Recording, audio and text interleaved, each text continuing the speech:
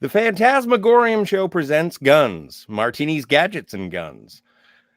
The day after tomorrow will be No Time to Die. Those that have seen it have paid millions. Let's take a look at the money, every penny of it. And then we go a little cuckoo on the much maligned Spectre. I am Scotty. My opposite number, Catherine, is here, and Steve is on an Alp, but not skiing. Hey, Kat. Hey, Scotty. What's going on? Not much. Just excited. Finally here. When did you watch Spectre? Yesterday. Last night. I was falling asleep repeatedly, so it took like about maybe a little over 3 hours to get through instead of the actual 2.5 hour runtime. Fair enough. I did watch it on Blu-ray, and then luckily enough, it was on terrestrial cable. So I caught the last half again, which was neat. Yeah. Big explosion. So what's going on? People have seen No Time to Die. They seem to like it. And it seems to be making a bunch of money. Yeah, it's got a mixed reception, currently sitting at 83% based on 172 reviews, I believe. 83% is not mixed. I would say that's positive. Yeah, for the most part, that's positive. But then when you get to the more diehard fans that, have their own podcasts and stuff, I'm getting a bit of a mixed reception from there, understandably. At least from what, they've been talking about. It sounds like it's going to be a continuation of, what we've been getting from Craig, which granted I've kind of expected that. So we'll see. But it's been doing very well, surprisingly well. In fact, it was expected to make 90 million opening weekend. Instead, it made 119 million, which is just insane. James Bond. And it's expected to be on track to make 100 million this weekend domestically in the United States, which, if that's the case, would make it the highest grossing opening weekend for an October film like ever. Nice. And you know what? I appreciate the fact that you didn't say in the pandemic. Right. But that's another thing. Ever. Highest October release ever. Exactly. It's like, I can't believe it, because this whole time I've been thinking, oh man, if they need to run 930, this movie's going to flop hard. But if they're doing like 119 overseas, granted Bond does better overseas than it does here, and they're doing 100 here, and then like Australia, New Zealand isn't getting it till November 11th, unfortunately, but they're also big Bond fans as well. You can expect them to do pretty big numbers. So this is probably going to have some staying power. I do expect it to knock Venom off of the domestic top slot for this week. Let's not talk about. No, we're not talking about Venom, because James Bond is going to kick Venom's ass. Like, that's all there is. Yeah, so the box office is just insane. I'm starting to be hopeful that it'll actually do a lot better than I was previously expecting. And by the way, yesterday was Global James Bond Day. Really? No one invited me. Yeah, I didn't get invited either. Well, that's a crime. That's actually, worse than me. I did get invited. I got a promotional email from the 007 store that wanted me to buy this insanely overpriced reproduction of a 1965 toy of James Bond's attaché case from Russia with Love. Oh, nice. How much? $595. I can't afford that. Yeah, it sold out in minutes. It's simulated leather. It has the camera, it has the passports, the gold coins, a little ledger that you could write stuff in, but But does it explode?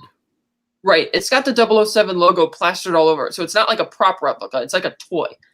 But I don't know on what planet somebody's going to spend that kind of money, but they must have. It was a limited set that sold out like within the first day. And I was like, yeah, I'm not going to pay for that kind of money.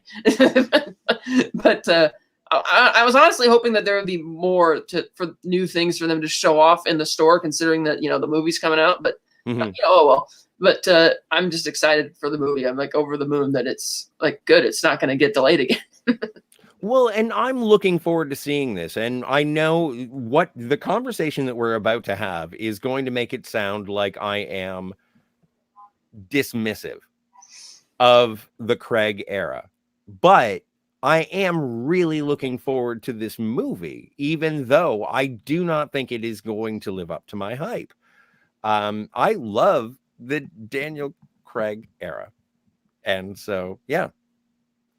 Yeah, I'm sure I had a point there somewhere.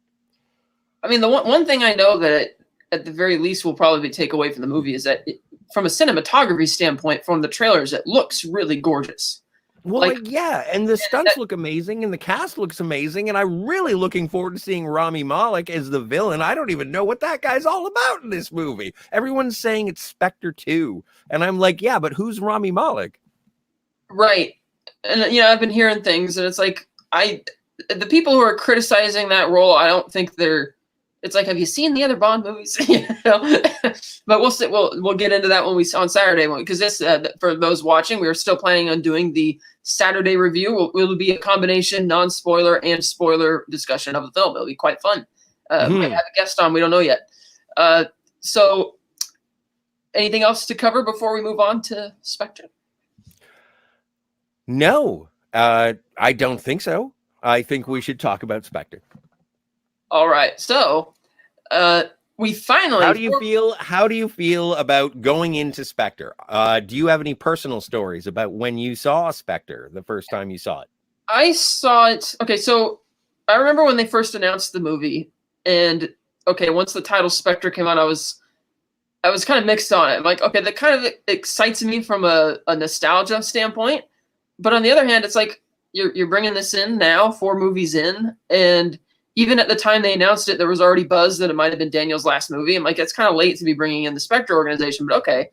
Of course, we all knew that Christoph Waltz was playing Blofeld. I mean, as silly as they try, I figured there's. Oh, I know. I figured there's one of 2 possibilities. Either one, he's playing Blofeld as he did, or he's playing Oberhauser, and that there's another secret actor who's going to show up as Blofeld in the movie. But in any case, you knew that Blofeld's going to be in it because it's called Spectre. Okay. So I'm going to stop you right there for 1 second. Yeah. Let's go through it. I think we should go through it instead of. Last personal bit is I did only see the movie twice. I saw it once with my dad about a week after it came out, and then I saw it in IMAX by myself, which was not as great as I thought it would be, because I don't think I'm not sure if they shot any of that with IMAX cameras. I don't recall. It's like, okay, the sound was impressive because IMAX has an amazing sound system, but it didn't. It just felt like, okay, I'm watching the same thing I watched a couple weeks ago, but it's on just a bigger screen. But when I saw it, I was kind of mesmerized with the clarity of the screen, because I did see it in IMAX. I saw it on a first date on IMAX. It was great. The entire experience. It was kismet. Yeah. And I thought it was absolutely amazing, except for the Sam Smith song. And I loved the movie. And then upon revisiting, I was like, this isn't good. And when you compare it with, Austin Goldmember and the whole. Yeah, we'll get to that. Yeah. All right. So for the first time in this Craig era, we finally open with a gun barrel logo. It looks like they recycled one of the old school logos in a way, because if you've noticed, the logos that they use either at the end of the pre-title scene in Casino Royale and then at the end of Quantum of Solace and Skyfall, when you're looking down the barrel, the shadows actually move as the barrel spins. This one didn't do that. This is the old school one, which is really just a still image, which seemed a little lazy. So you have the gun barrel logo, but instead of doing what you usually do, which is the little dot dances across the screen and then it opens on the screen, it fades to black, and you have this text, "The dead are alive."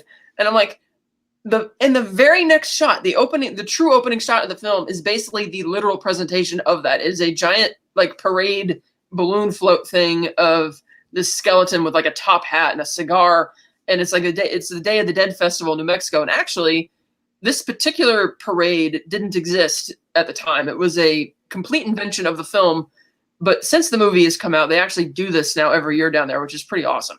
That is pretty cool. Wait, may I just stop you for 1 second? I hated the title card. The dead are alive thing? Yes. That noise. This is stupid. I've never seen it before and I don't like it. Get it out of my face. Yeah. So we open at the Day of the Dead Festival, and they get with this neat one shot illusion. And it starts like you're up in the air, the camera kind of slowly folds down, and you see Bond and the Estrella standing on the street corner. but the camera doesn't really go to them. It kind of goes past, and you see this guy walking forward in a white suit with a skull mask and a fedora. He turns down one direction. Bond and Estrella kind of look at him and go in the opposite direction. And he's got the skull mask is great because you can tell it's actually form fitted to Daniel's face. So you can actually tell that it's him. Not to mention that it was in all the posters. So they go inside this hotel, and that's where the first cut happens, when they're stepping through the door. And you can kind of tell because it goes through the dark. Yes. Now, I can't tell for the life of me where the second cut is. I assume it's when they step into the elevator, even though it doesn't go do any like slick, fast move. To this day, I have no idea where the next cut happens. It's too hidden. They've never said on any of the behind the scenes or any of the, like, I read the American Society cinematographer article about it, and they talked a lot about the logistics of actually doing this shot, but they didn't spill the beans on where the cuts happen. It's like, okay. So anyway, Bond and Estrella go in the side room, and she takes off his mask and his hat, and she gets on the bed, and she thinks they're going to get frisky. And she's like, where are you going? And and the camera spins around, and he's already taken off the skull outfit. And he's like, in a whole new suit. Yeah, he's in a whole new blue suit underneath it. And he's like, I won't be long. And he steps out onto the balcony, steps over the railing onto like the edge of the roof. And he's like getting out this big machine gun rifle there. And he's walking along looking totally badass as the parade is going on down below. And Daniel Craig's leg was broken during this strut. It was. And he ends up going to the adjacent building on the roof. He kind of coyly gets down, and he looks through the gun sight, and he's spying on these people across the way, and he can hear their conversation, and we see that it's the man in the white suit. And he's talking to these two guys, and they're planning on blowing up a football stadium that night. And Bond's like, oh, bottoms up. So he fires the gun, he's about to fire it, but they actually see the laser pointer. Exactly. Because they're smokers. Right. He shoots the first guy, and I don't know if it was Bond's plan deliberately to shoot the bomb or if that just kind of happened, because given that they wanted to blow up a football stadium, it's not really the smartest thing to do, to shoot this bomb, not knowing how big it's going to be in this hotel or whatever. But okay. So it blows up, and the entire front facade of the building just kind of comes down and smashes the roof. Bond falls down, but it falls down, and in a little tip of the hat to like a Roger Moore-esque type thing, he lands perfectly on this couch, which is a little goofy. And but I loved that little... Yeah, it's a little... I enjoyed the whimsy. Yes, it's a little whimsical flair. He gets up, and of course he sees the guy he's chasing in the white suit, and they get into this pursuit. And for some reason, all the times I've seen this movie, I didn't think about it until just watching it last night. But how is it that nobody else in the parade is reacting to the fact that this bomb went off and like half the building fell down? But okay. No, the bass is too loud at the party. Yeah, so I guess so. So because it's kind of like the parade during Thunderball. Or in Moonraker, like, murder can happen when things are going. But there wasn't any giant explosion and buildings collapsing in those. Oh, details. Details. Okay, so Bond sneaks into the crowd, and because, like you mentioned, his leg was broken, they didn't have a big chase scene, and they did something which I thought was actually kind of better, where she's kind of stealthily moving through the parade and along the sides, following this guy. And he, the guy he's chasing, Marco Sciarra, is really worried. He keeps looking back at Bond. He's bleeding from the forehead, and nobody seems to notice that this guy's like bloody and in need of help. They're just kind of, hey, they're all partying. Then we see a helicopter coming down the way. Sciarra gets into this square. The helicopter picks them up. Bond snatches this cane from somebody in the crowd and whacks the first thug who was helping Sciarra onto the helicopter. Boards the helicopter. Helicopter takes off, and Bond gets into this really fierce fight with both Sciarra and even the helicopter pilot, which... Yeah. The latter doesn't seem very smart because you're hovering over an entire square of innocent people, but okay. They got apparently somebody from the Red Bull stunt team to do the helicopter stunts for this. I actually really loved this fight. It's pretty awesome. Oh, it's great. Yeah, because it's done for real. It's not like a CG thing. They're fighting in the helicopter and all that stuff. Eventually, Bond... The people are CGI, though, right? Yeah. Yeah, I think Bond... in certain shots, they had like the stunt guys up there for the wide shots on the actual helicopter, but for the close-ups, it would be like on stage. No, I mean the people underneath, like in this. Yeah, I'm sure they're probably not there, but that okay. I'm just making sure. Yeah, that too. So, the long story short, Bond pries this octopus ring, off of Sciarra's finger and kicks him out of the helicopter, presumably to his death. And let's hope that his flying body didn't kill any bystanders down below in the parade.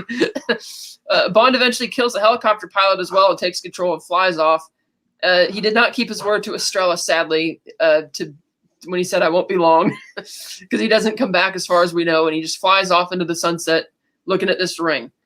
And I really love this sequence. The one thing I don't like about it, which I think hampers the rest of the movie, is the color grading is just way overboard. Like I could tell it was color grading, but I thought they were trying to say like there had been a dust storm recently or something, because it was very much Steven Soderbergh's Traffic.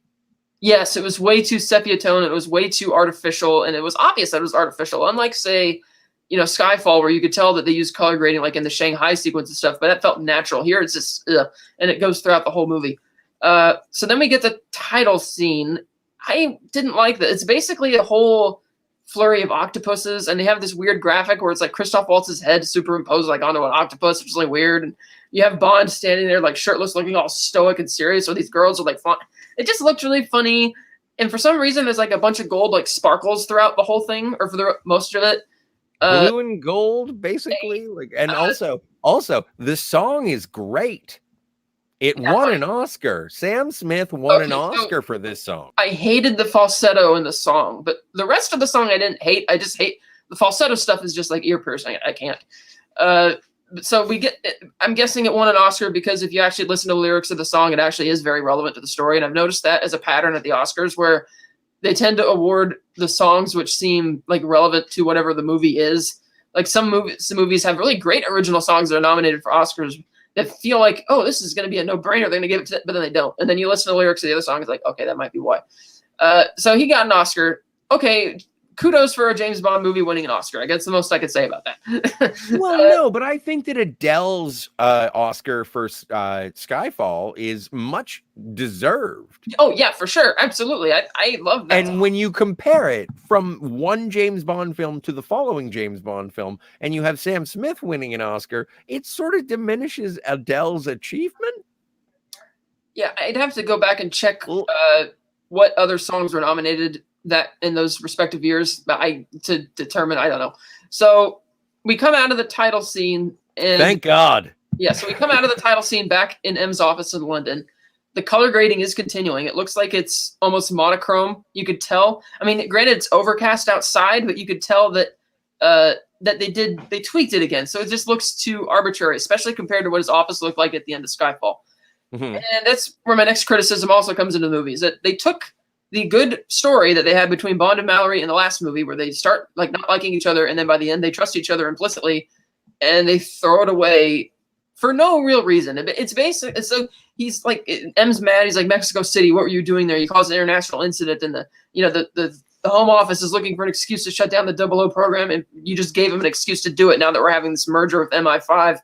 And Bond just refuses to say what's going on. And so M's like, this is an official question this time.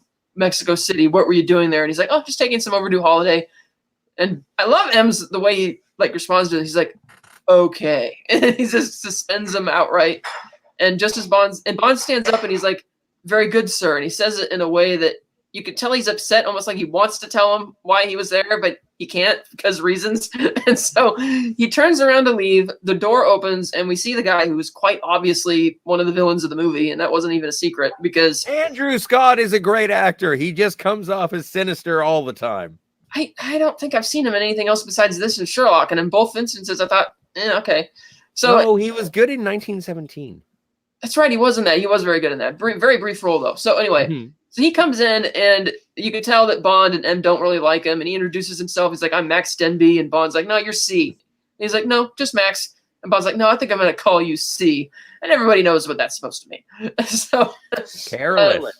Yeah. So he turns. So Bond tells him, oh, we're going to be moving MI6 out of the dark into the light, trying to make it sound like it's a good thing. And Bond just kind of brushes him off. He goes to see. He goes to leave. And he's walking through the courtyard, and Moneypenny comes up, and she tries to give him this box of items, and she's like, personal effects from Skyfall, and he's like, no, come by my house and bring it later. And she's like, are you sure? And he's like, yeah, okay. So we go to Bond's apartment in the next scene, and this is, of course, his new apartment after M sold his last one in Skyfall. Quite. And he clearly nice has an apartment. Yes, and it's not very furnished like at all. He's still got boxes that are unpacked, and Moneypenny's like, you need help decorating? And he's like, no, because he's very minimalist, I guess.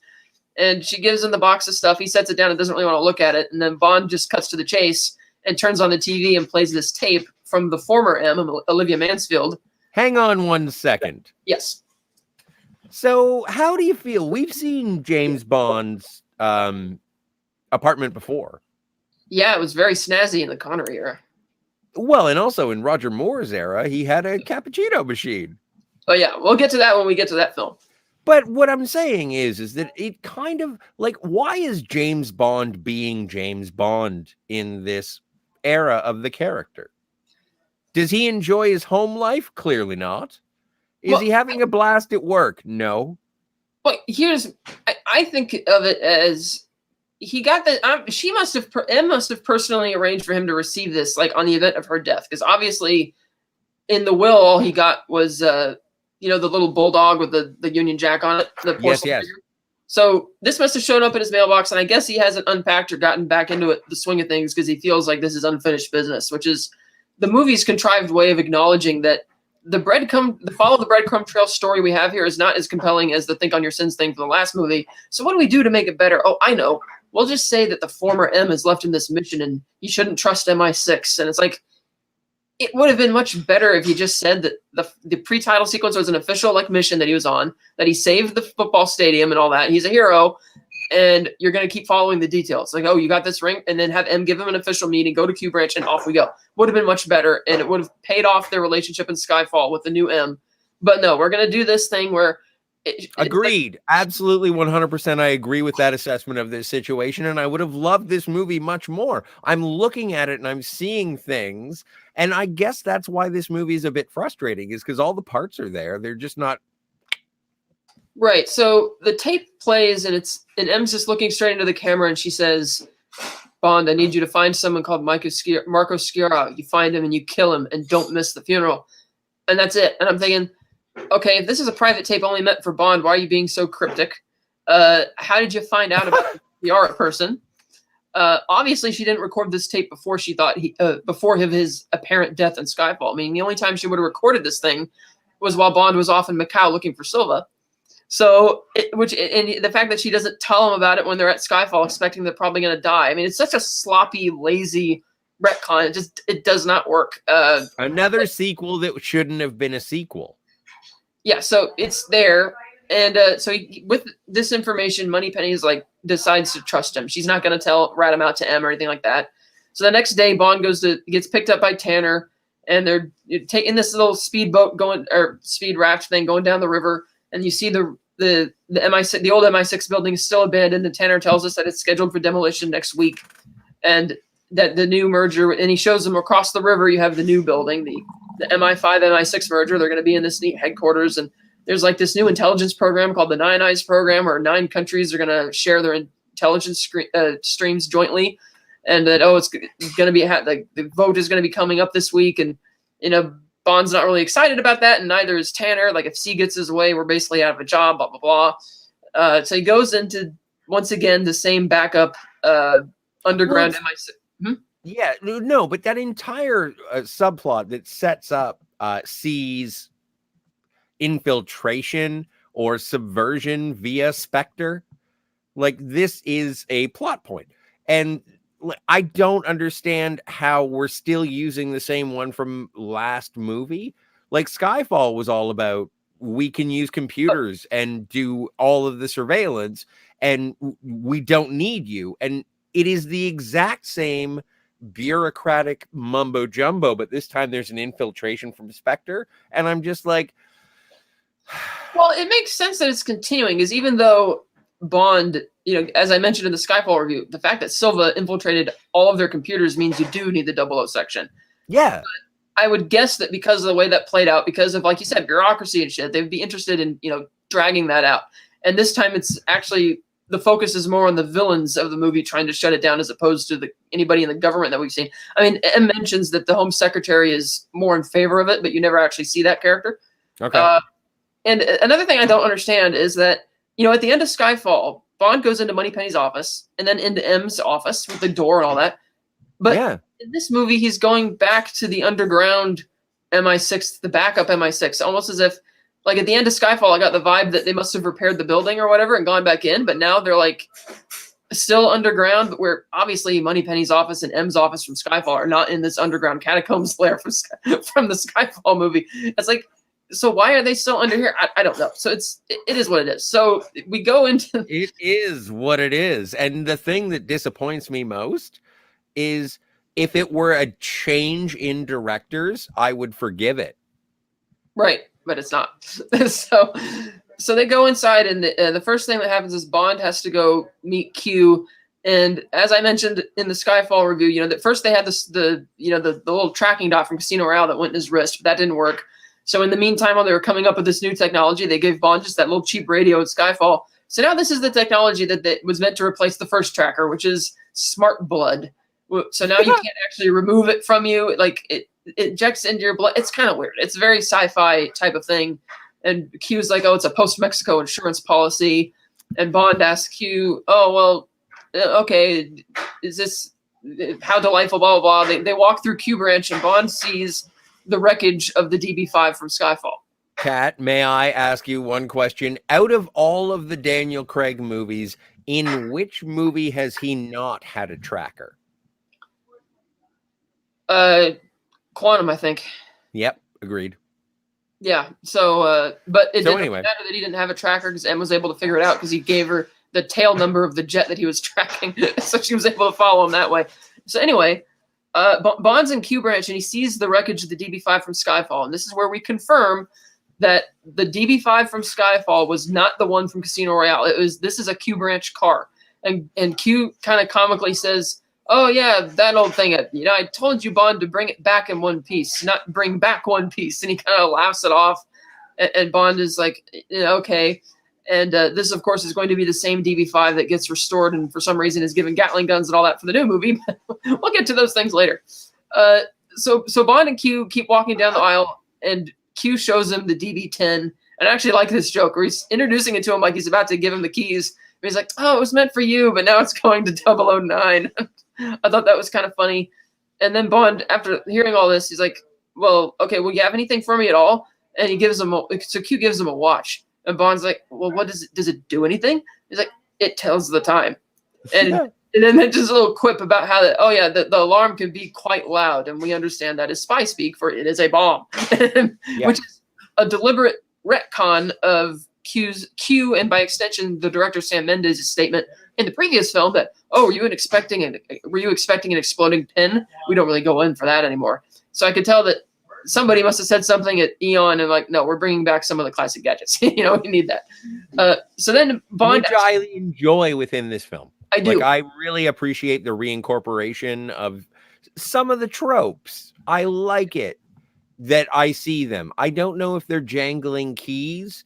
I don't know if it works in the movie, but I do appreciate just the embracing of it being a James Bond movie. Yes. So, then Bond asks Q for a favor, make me disappear. And for no apparent reason, Q just caves immediately and does that and says, oh, the tracking can be spotty for 24 hours. And Bond's like, gives him a look. And Q's like, 48 hours. And then Bond kind of nods. And, Q mentions that he's got a mortgage and cats to feed and that he doesn't really want to do this, but he kind of does it anyway, which is a little weird because it's not like they have a tight buddy-buddy type relationship. So then the next morning, sure enough, Bond has absconded with the DB10, and it's a really funny scene where Q shows up at Q Branch, and they're like, oh, 009's ready to take the car, and he opens the garage and sees there's a bottle of champagne and left for him, and Q's like, oh, shit. So Bond drives to Italy. And I forgot to mention that the same time when Moneypenny gave him the effects from Skyfall she brought him were an adoption certificate showing that he was assigned a new parental guardian named Franz Oberhauser after his parents died, and a picture which shows like a superimposed young Daniel Craig with this guy Oberhauser fishing, and then another guy like a teenager or something standing next to Oberhauser whose head is conveniently burned away.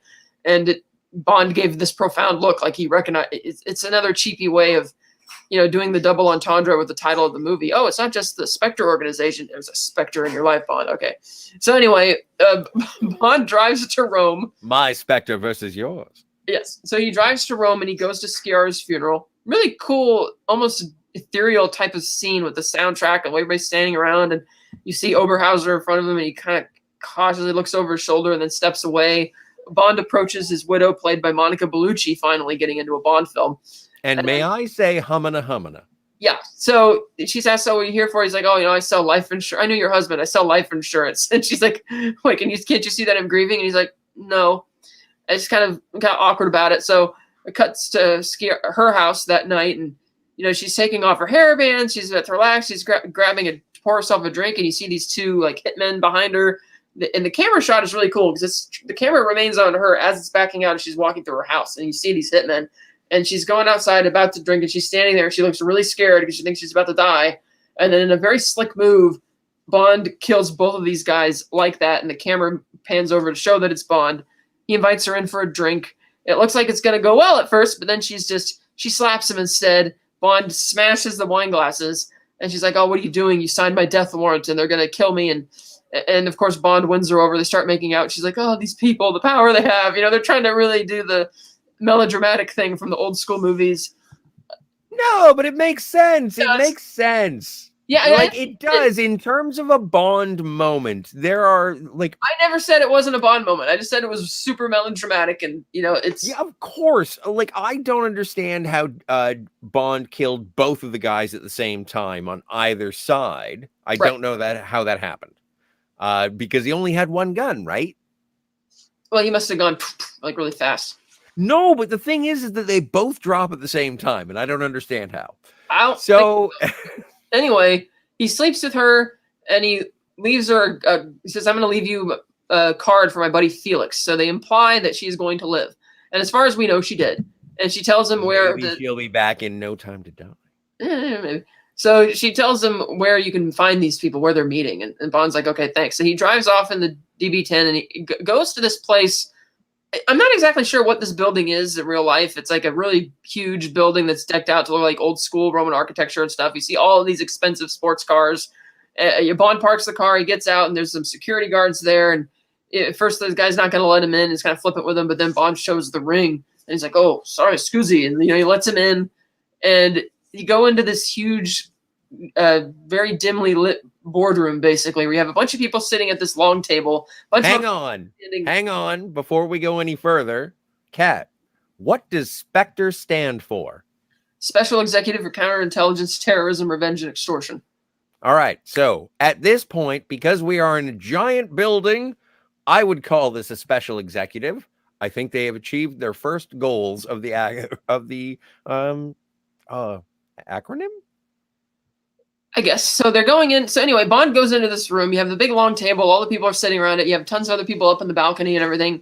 And the first bits of dialogue are translated. And you hear that one scam they're trying to pull is getting a bunch of basically counterfeit medicines, counterfeit drugs approved in South Africa. And they're also mentioning that, with the signing of this new agreement, which is the Nine Eyes program, we're going to be ready to move 160,000 female migrants into leisure camps. And I know that was harsh. Yeah, very harsh. And it's kind of an odd placement of the movie because, like I mentioned earlier, it was obvious the way that Bond and M treated Max Denby when they first met him, and coupled with the fact that the movie's called Spectre, that of course he's a Spectre agent who's just going to pass all this information off to Spectre. That you knew that. But now in this scene, it's almost like a blink and you miss it thing because it's in the subtitles that. I can't remember her character's name, but she's one of the Spectre agents, and she mentions that with the passage of this thing, she doesn't actually call it the Nine Eyes, but we will be able to do this, and talking about how it's going to basically expedite things like moving the migrant women and getting counterfeit stuff approved. And I'm guessing that's by way of like blackmail because they're going to have access to the intelligence streams, maybe, or there's any number of ways they could use that to get what they want out of it. Problem is the movie doesn't really lean into it. And because they're mentioning this so early and they never bring it up again, I kind of forgot about it, which is why the villain plot seems very bland by the time we get to the third act. So, but that's getting a little ahead of myself. I just thought I'd point that one out. That it is kind of dark, like you said, to mention that, but they never mention it again. It's like a quick little blink and you miss it. So then the leader arrives, Blofeld, as we know, and no point in hiding it. So he sits down at the desk, and he's so powerful or dainty, he can like tip his head. This guy comes over, leans over to see what he wants to say, and all he wanted was for him to move the microphone closer because he's too, I guess he's too evil to move the microphone himself or something. So one of the business. Well, Yeah. I think first off, who plays Mr. Oberhauser? Christoph Waltz. And he is an amazing actor. He is. I don't know. He's not my favorite. He's not my favorite Blofeld. Neither for me. And because all I see is him. Yeah, that's the problem. I think they cast him and thought, oh, because of his reputation and his resume, people are going to love this. And then they thought that would just be enough. And we'll get to that when we break down the movie at the end of the review. So, okay, keep going. So the current order of business that they're discussing tonight is that because Marcus Sciarra has been killed, one of his last missions was less outstanding, which is he has to go assassinate the Pale King, whom Sciarra actually did mention when Bond was spying on him in the pre-title sequence. So this mysterious Pale King must be assassinated. The smarmy guy stands up who's been appointed to do it. And then the guy asks, any objections? And in walks one of the best entrances also, I think, for a Bond henchman, which I might add, this is the first real proper henchman we've had in the Craig era. Agreed. In walks Dave Bautista, and for his audition for the role, he stands up next to this guy. He's just huge, puts his hands behind his back, and he's looking very professional. And they're like, state your credentials. And he just, okay. So he turns to the other guy and he's like, stand up. So he stands up and he grabs and slams him into the desk, picks him up, and uses these metal, pieces of metal thumbnails to gouge the guy's eyes out. And then he snaps his neck. Personally, I think Dave Bautista's probably strong enough that he didn't even need the thumbnails. He probably could have just done that with the force of his thumbs. No, but it was kind of cool. I like the thumbnail gimmick. I just wish they had used it again, or at least they had tried it on Craig. Yeah, but it was awesome because this tells you a bit about him. It tells you just how confident he is. It also tells you, which leading into another supposed plot hole later on in the film, that he most certainly is not going to notify his bosses that he keeps failing as the story keeps on going, which comes into play later. I'll tell you when we get there. So he kills this guy, sits down, and Blofeld's very impressed, and he's like, "Oh, okay." And then Blofeld he's looking straight ahead, but he's acknowledging Bond's presence, and he's like, "Oh, James, it's been a long time," and looks up at him. He's like, "Oh, cuckoo, just so bad that I don't know how that thing made its way into the movie, but it did." So Bond realizes it's time to go. He turns around and someone thought it was clever. Yeah. So maybe if somebody wanted to make an analogy, but not in that way. No. But so Bond turns around. The security guard is there again who let him in, and he's like, "Oh, hi, Mickey Mouse," because that's a little thing that the guy mentioned when Bond tried to get in.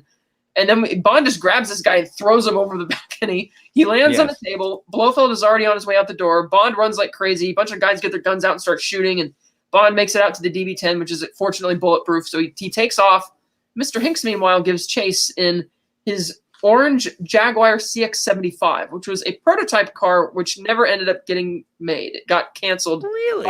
Yes, the Jaguar company canceled its production, and so the only place you're ever going to see this car was in this movie. I believe they made 10 of them for this chase. Wow. So the cars take off, and I got to say, the chase looks gorgeous because you're driving through Rome at night and all that. Problem is, it's like, okay, there's a lot of cars parked everywhere, but there's no people. There's no other traffic. There's no sense of jeopardy. Well, we'll talk about the train when we get on the train and there are no people or sense of jeopardy. So they're driving through. But it looks amazing in terms of where they're going and also we get to our next point of Roger Moore humor. We get pedestrian so here's the thing. He's driving. There's a point in this chase where Mr. Hinks catches up with Bond. He pulls up alongside him in the car, and he just smiles at him. I'm like, well, are you going to try and ram him off the road? It's like, are you going to do, what? It's like he doesn't do anything. He just kind of drive. It's like it's a glorified car commercial in a way. Because you're seeing these slick cars do all this awesome stuff. It's even a moment where they drive down a stairwell, and I can buy that the DB-10 wouldn't get damaged because it's like a Q-branch car, like bulletproof, extra tough. But the Jaguar just kind of goes down there. You see a few sparks shoot off, but it doesn't like scratch the cars or anything. They play this joke where a Fiat pulls in front of Bond, and he kind of gets stuck behind it, and he just decides, screw it, I'm going to ram it into the wall. He tries to turn on the guns, and instead it's music enabled for 009, and it's like Frank Sinatra. And Bond's like, no. He actually does find the guns, but of course the ammo isn't loaded. And at one point, I did appreciate during the flipping and the music, and it is New York, New York. Yeah. And it is Ian Fleming James Bond story, 007 in New York, and so I kind of appreciated that as a sly on the get-go. Yeah, there are a lot of references to old Bond movies in this film. Well, and books as well. Like there's a Hildebrand. Yeah, we'll get to that. Hildebrand later. Yeah, we'll get to that. So he's driving along, and then he decides at this very bizarre moment in the film, in the midst of this car chase, to call Moneypenny for help. And she's at home. She's got a boyfriend in bed with her. She's rummaging through the fridge, and Bond wants to know about this Pale King and who's this, and she finds out that it's Mr. White. And then he's asking her, oh, by the way, I forgot to mention, he did give Moneypenny a private cell phone earlier in the movie as a gift, because he knew that C was going to be watching them, like implicitly knew that. And that was actually a funny bit in the movie too, where she opens the present at her desk, and it's this phone for her that Bond gave her. And then M walks through the office, and he sees her looking at this phone. He's like, oh, it's not your birthday, is it? And she's like, no, sir. He's like, oh, good. And he goes in the office, and then she's like, that was last week. that was funny.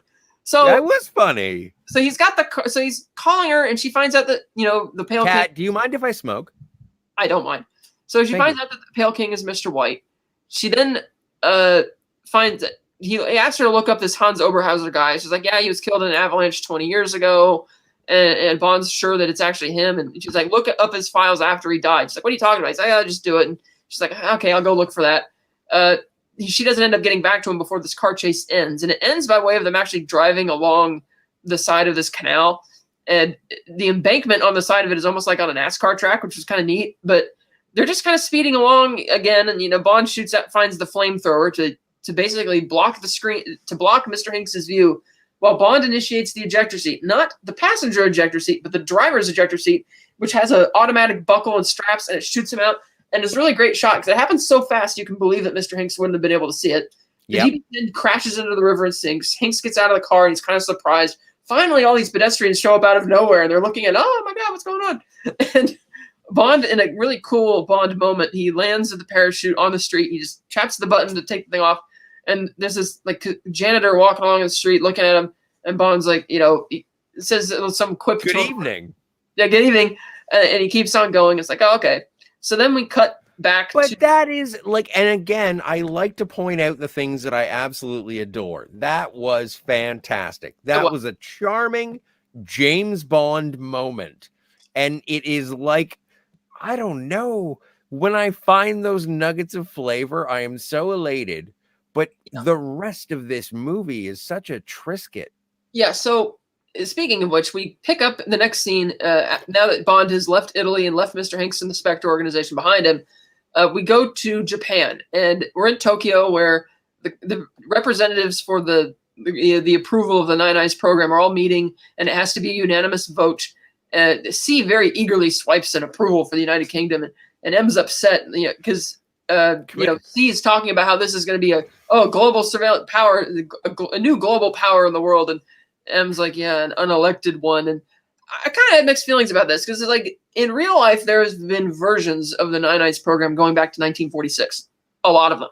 It started with the Five Eyes program, and then there's the Six Eyes, Seven Eyes, there's all sorts of different types of things like this. But I guess the idea in this one is that it's not just you choosing to share certain bits of intelligence. It's like all of it. And I can see why why M has a problem with that, and other people would.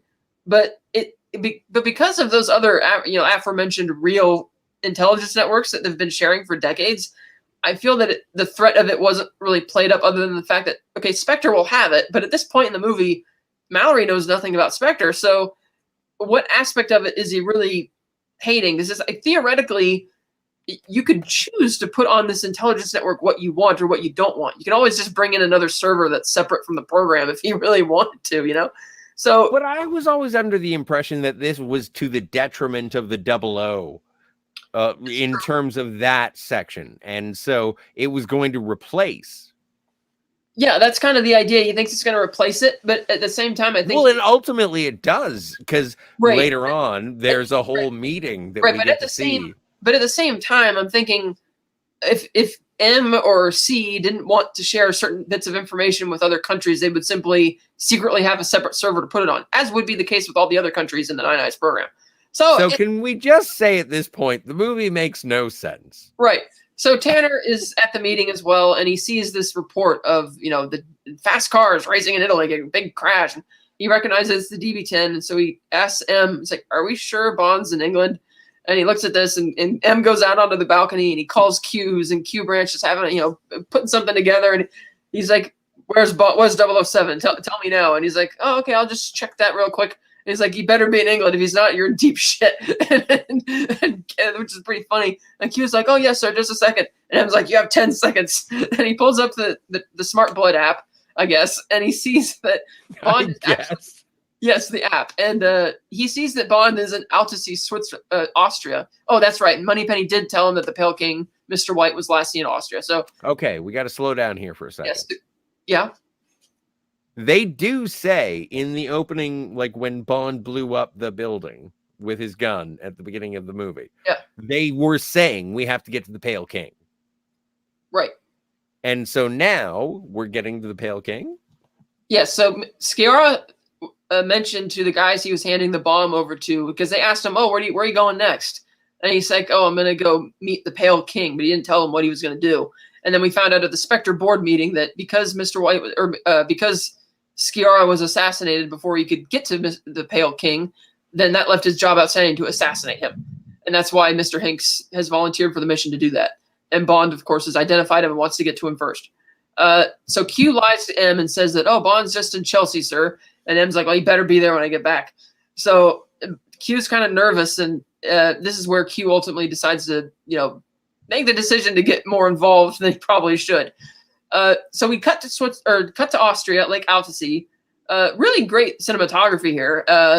There's a lot of like mist and fog, and Bond's on the boat kind of going across the lake. And this is a real house by the lake, by the way. It's like, it almost looks like it's all abandoned and run down. It was a real place. You can go there. It's kind of cool. Nice. So he goes up to this cabin and he opens the door. And to me, the inside of this house is what the inside of Skyfall Manor should have looked like, based on all the horror vibes I was getting in the Skyfall movie. Because this place is like really creepy. There's like a bunch of crows flying around. The windows are kind of open. There's tons of dust. There's torn sheets. And Bond's kind of creeping around in there. It feels like it's a bit of a horror film. And then he opens the door to the basement and he sees Mr. White, very emaciated, with all of these computer screens. And if you look really closely, you'll see that these screens are advertising all of these like recent attacks that have been going on around the world, which is another criticism I have of this movie. They're not really emphasizing that enough. So Mr. White hears him up there and he's like, oh, why don't we just do it quick and get it over with? And Bond's like, no, I don't think so, Mr. White. Come on upstairs. And you could tell Mr. White's surprised that this was Bond. He was thinking this was like somebody else. So they sit down at this table where there's this there's a chessboard covered in dust. And Bond said he was just in Rome having he says, I just had a conversation about you. And Mr. White's like, oh, I'm flattered MI6 is still talking about me. And Bond's like, nope, it wasn't London. And it wasn't MI6. And he puts down the Spectre ring. And he's like, it was Rome, your team. And he's like, oh, and he picks this up and he's, telling him about it. And he kind of can tell that Bond is wondering what the hell's going on with him. Totally emaciated, hiding out like in this practically abandoned looking house in his basement. And he tells him that Mr. White says he found thallium in his phone a few weeks ago, which is kind of odd because it's like, okay, if you're dying of thallium poisoning, which Bond says, okay, this must suggest that this guy really doesn't like you very much. So what happened? And Mr. White says, well, our game is our game, Mr. Bond, but eventually he went to places I couldn't go. He's like, well, what do you mean? He's like, well, women, children, it's too much. And I'm thinking, wait a minute, time out, Mr. White. In Casino Royale, you were helping out the Lord's Resistance Army, which for those who don't know, specializes in kidnapping children, torturing them, and brainwashing them to be their child soldiers, a few of which you saw in the movie. No, wait. I'm going to have to cut you off right there because, his daughter is going to be a love interest for James Bond later. So we're going to have to, reel in the whole child slavery thing. I can't reel it in. It's the idea that he has a... But I'm just saying, for the suspension of disbelief, for the belief, like, as we move forward in this story, can we not believe that Mr. White is a horrible criminal? We want him to be somewhat likable. No, but here's my problem with that. Because eventually we're going to meet a hot young French lady. Yeah, no. Daniel Craig's going to fall in love with. Yeah, no. And I'll tell you why no. Mr. White, I could buy this if Mr. White was like in the organization but wasn't there. But we saw him on the ground in Uganda in Casino Royale talking to Stephen Abano, where you had child soldiers out, like little children outside holding these guns. And if you know what the LRA does, they're the ones who are led by the delusional, like extremist terrorist organization, extreme Christian insanity people, whatever it is. So he had no problem helping them try and get money to keep committing terrorist acts in that movie. In Quantum of Solace, he has no problem helping this sadistically violent rapist pig be the dictator of Bolivia, which is obviously going to be dangerous to women and children, so we see that he is pretty vicious. But now he says, as you do. Yeah, and now it's like, oh, well, I had no problem following Blofeld until he started targeting women and children. It's like, wait a minute, but you were already doing that. So that's like this whole scene of him having a problem with Blofeld, and when Bond asks, well, where is he? He's like, he's everywhere. He's sitting at your table with your wife, having dinner with your family. It's like, this whole thing is there because... Well, here, I have a question for you. Yeah. Remember at the beginning of Quantum of Solace when he's like, we have people everywhere. Was he referring to a member of Quantum or a member of Spectre? He was referring to Quantum at the time, but this is again... How do you know? Because they didn't plan on having it be Spectre because they didn't have the rights back at the time. But if you retcon and headcanon... Well, yeah, you could say it's an extension because I think that... I'll get to it. You mentioned Quantum in this movie. Yeah, I do. I'll get to that when they mention that in the movie. So please continue. So the whole purpose of this scene of playing up how Mr. White is petrified of Blofeld and how he's so much evil compared to me, even though it's not consistent with Mr. White's character. The only reason it is there is because, we didn't have the Blofeld character in the previous 3 movies. We want to retcon him to be the main villain of all 4 of these movies. So we need to build him up somehow. How do we do that? Oh, I know. We'll take one of the villains from the first 2 movies and just have him be afraid of him. That's basically what this is. Now, I admit this whole scene is excellent. The acting is excellent. It's amazing. Like, it's enthralling. Yeah, the atmosphere, everything is excellent. It's just because of that inconsistency with the character and because it's so obvious that this is why they're doing it, to build up Blofeld, it doesn't sit right for me ultimately. And especially at the end of the scene where Bond is like, well, the fact that you're still here and haven't offed yourself and are not, you must be protecting someone. And he's like, remember Henderson in You Only Live Twice? Yeah.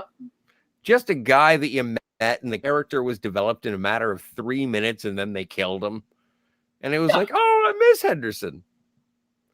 Yeah, like, what about? You don't have to bring back Mr. White a bunch of times to do this. You have Anton Sarkovsky.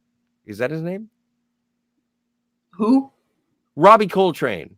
Valentin Sarkovsky, who got killed in the Brosnan era?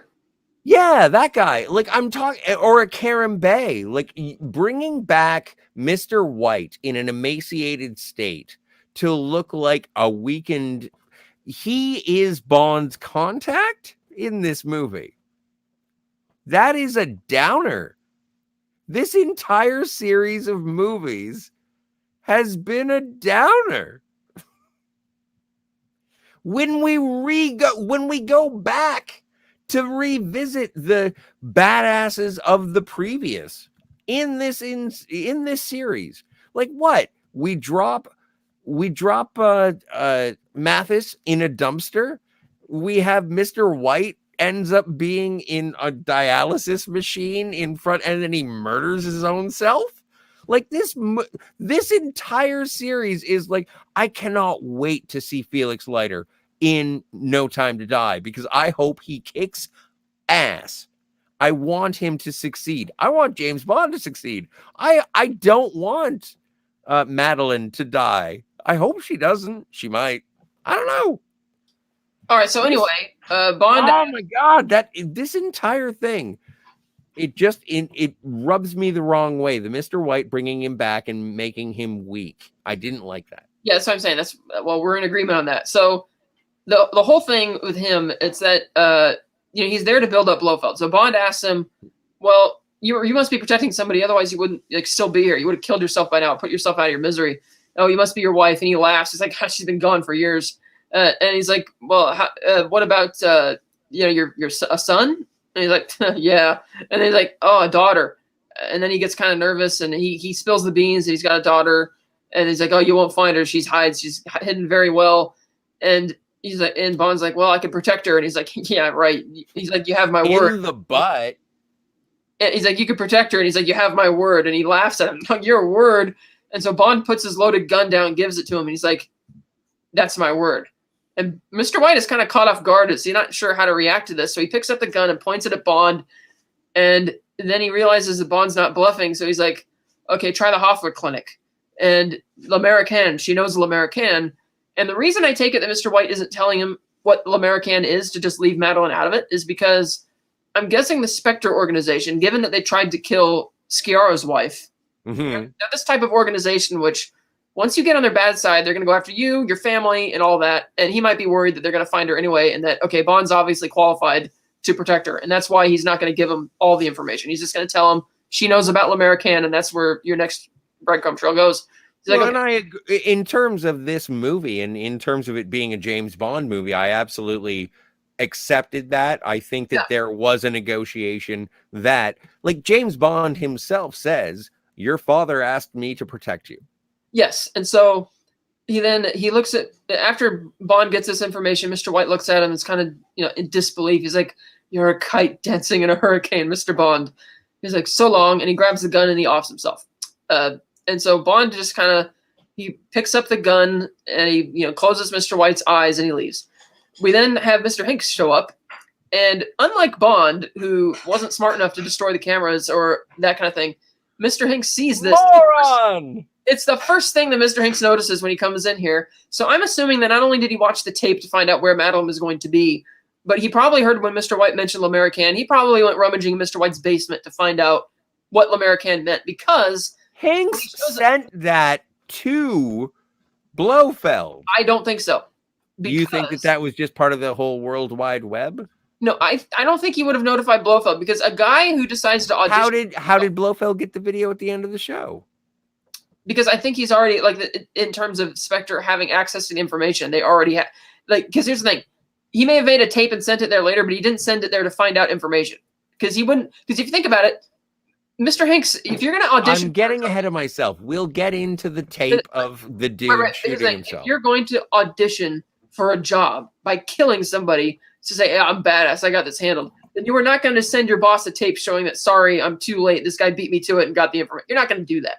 So I think that's more of the fact that they were already... The fact that they were already monitoring Mr. White, because even Moneypenny was able to find out where he was. So I'm guessing that whole we have people everywhere is how they got the information. Because Mr. Hinks, they never do tell you how he gets on the train. I'm guessing that, therefore, he watched the tape, rummaged through the basement. No ticket? Yeah, he rummaged through the basement and probably found out what the L'Americaine meant, and that's how because he's knocked unconscious. Well, I'll get to that when we get there. So he has the information. We then cut to the Hoffler Clinic, which is a clear nod to Peace Gloria, because except unlike Peace Gloria, which was Blofeld's personal hideout, which he was only pretending to be an allergy clinic, in which case it made sense that it's way up in the mountains. There's no logic to this allergy clinic, a legit one, being, at the top of it is like impossible to get to mountain, which requires its own airstrip and all that. I mean, it looks great, but it's like, okay, I can see you're just trying to homage that. So Bond goes into this clinic. He has a meeting with Madeline, Mr. White's daughter.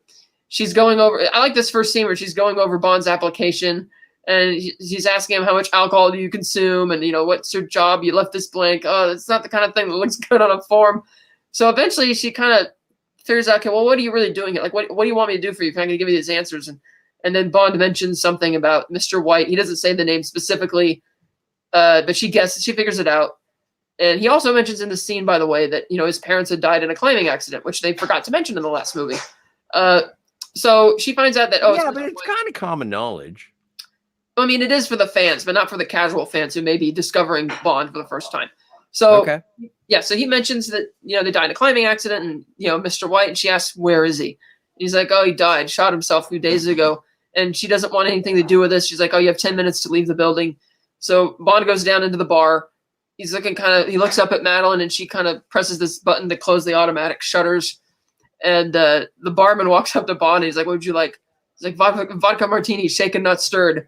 And he's like, sorry, sir, we don't have no alcohol here. He's like, oh, this place is just getting better and better. And then you hear Q, who walks up to the bar and says, you will have the digestive protein enzyme shake.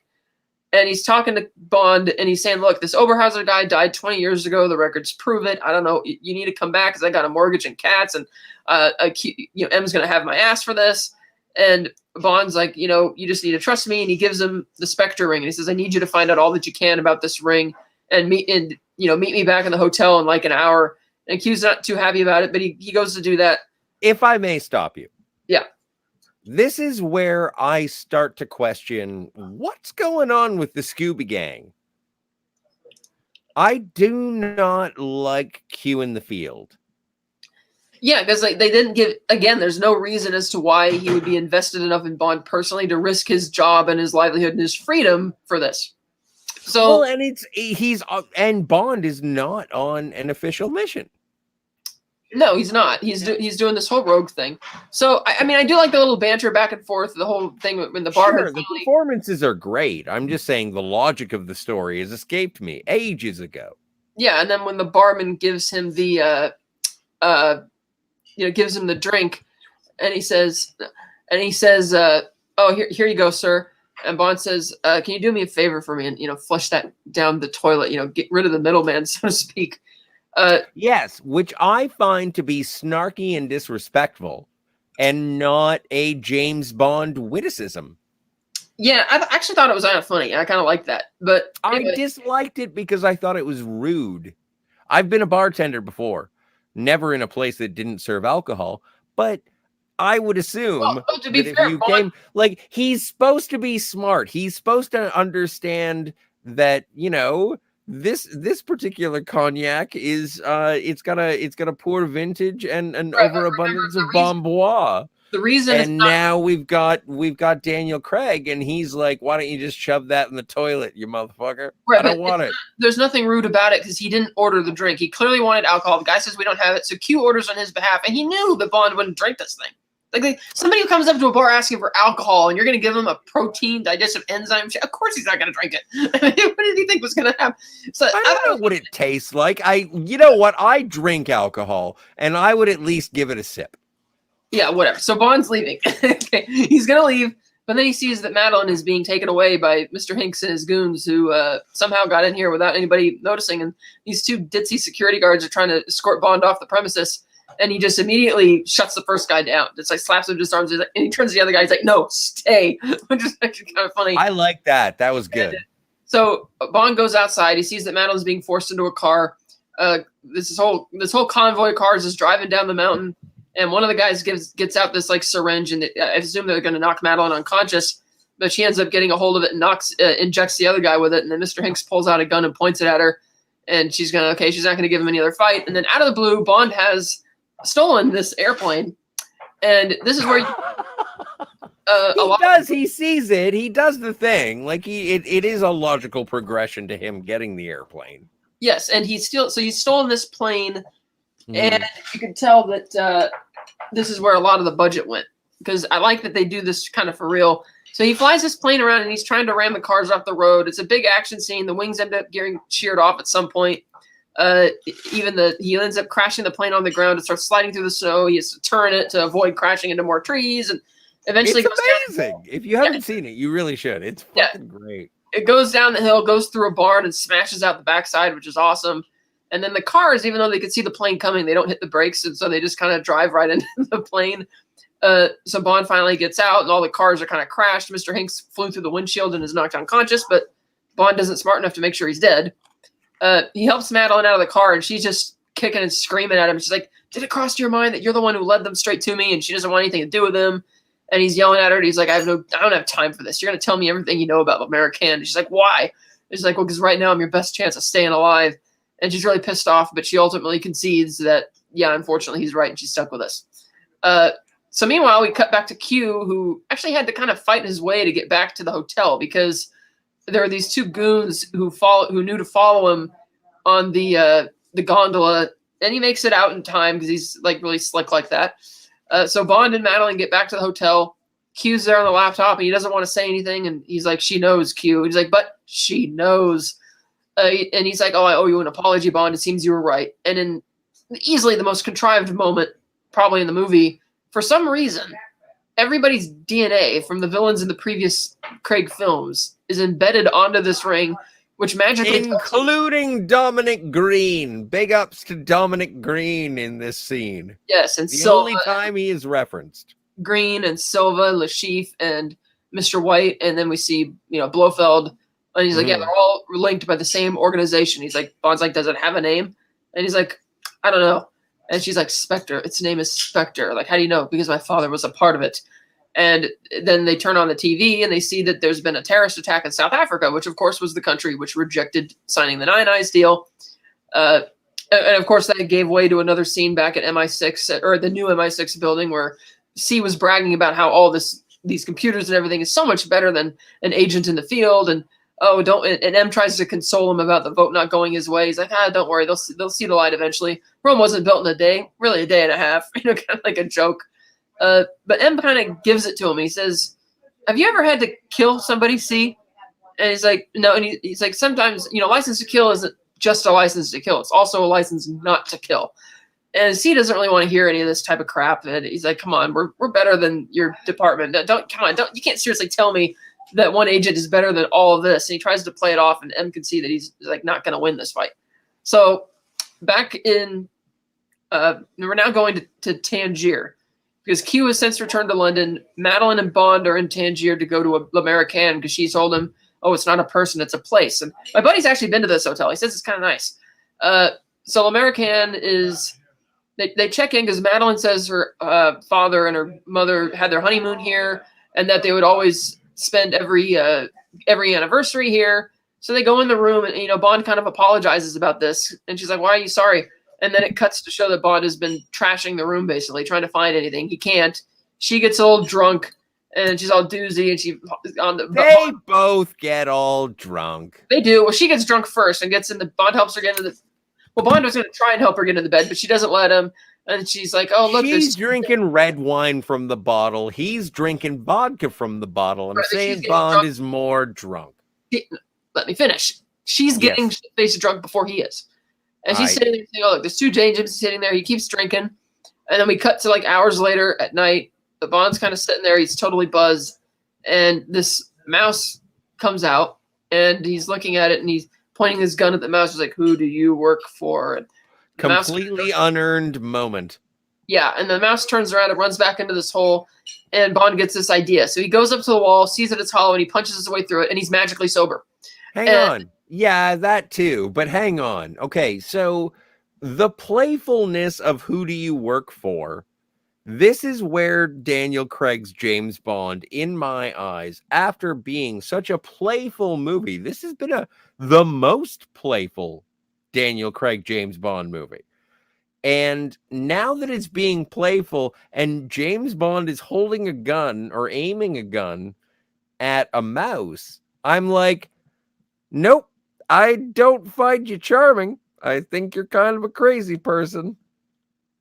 Well, he wasn't drunk.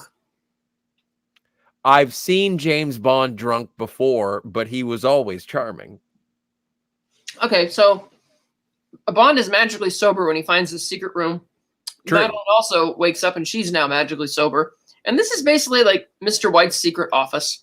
And I don't know if the logic is that maybe Mr. White owned this hotel at some point in the past and commissioned to have this fake wall built. Like this was probably here's the thing. This was probably a side room in the suite. But then he commissioned at some point to have the door removed and put a wall in its place. Because it's like, how are you going to access a room that it's like there's no secret button to press to open? It's like you got to punch the walls, duh. Yeah, so rather than destroy all this stuff when he Mr. White would go back every year and he would punch the walls and then he would replaster. I guess. So I think the idea is that there used to be a door here at some point.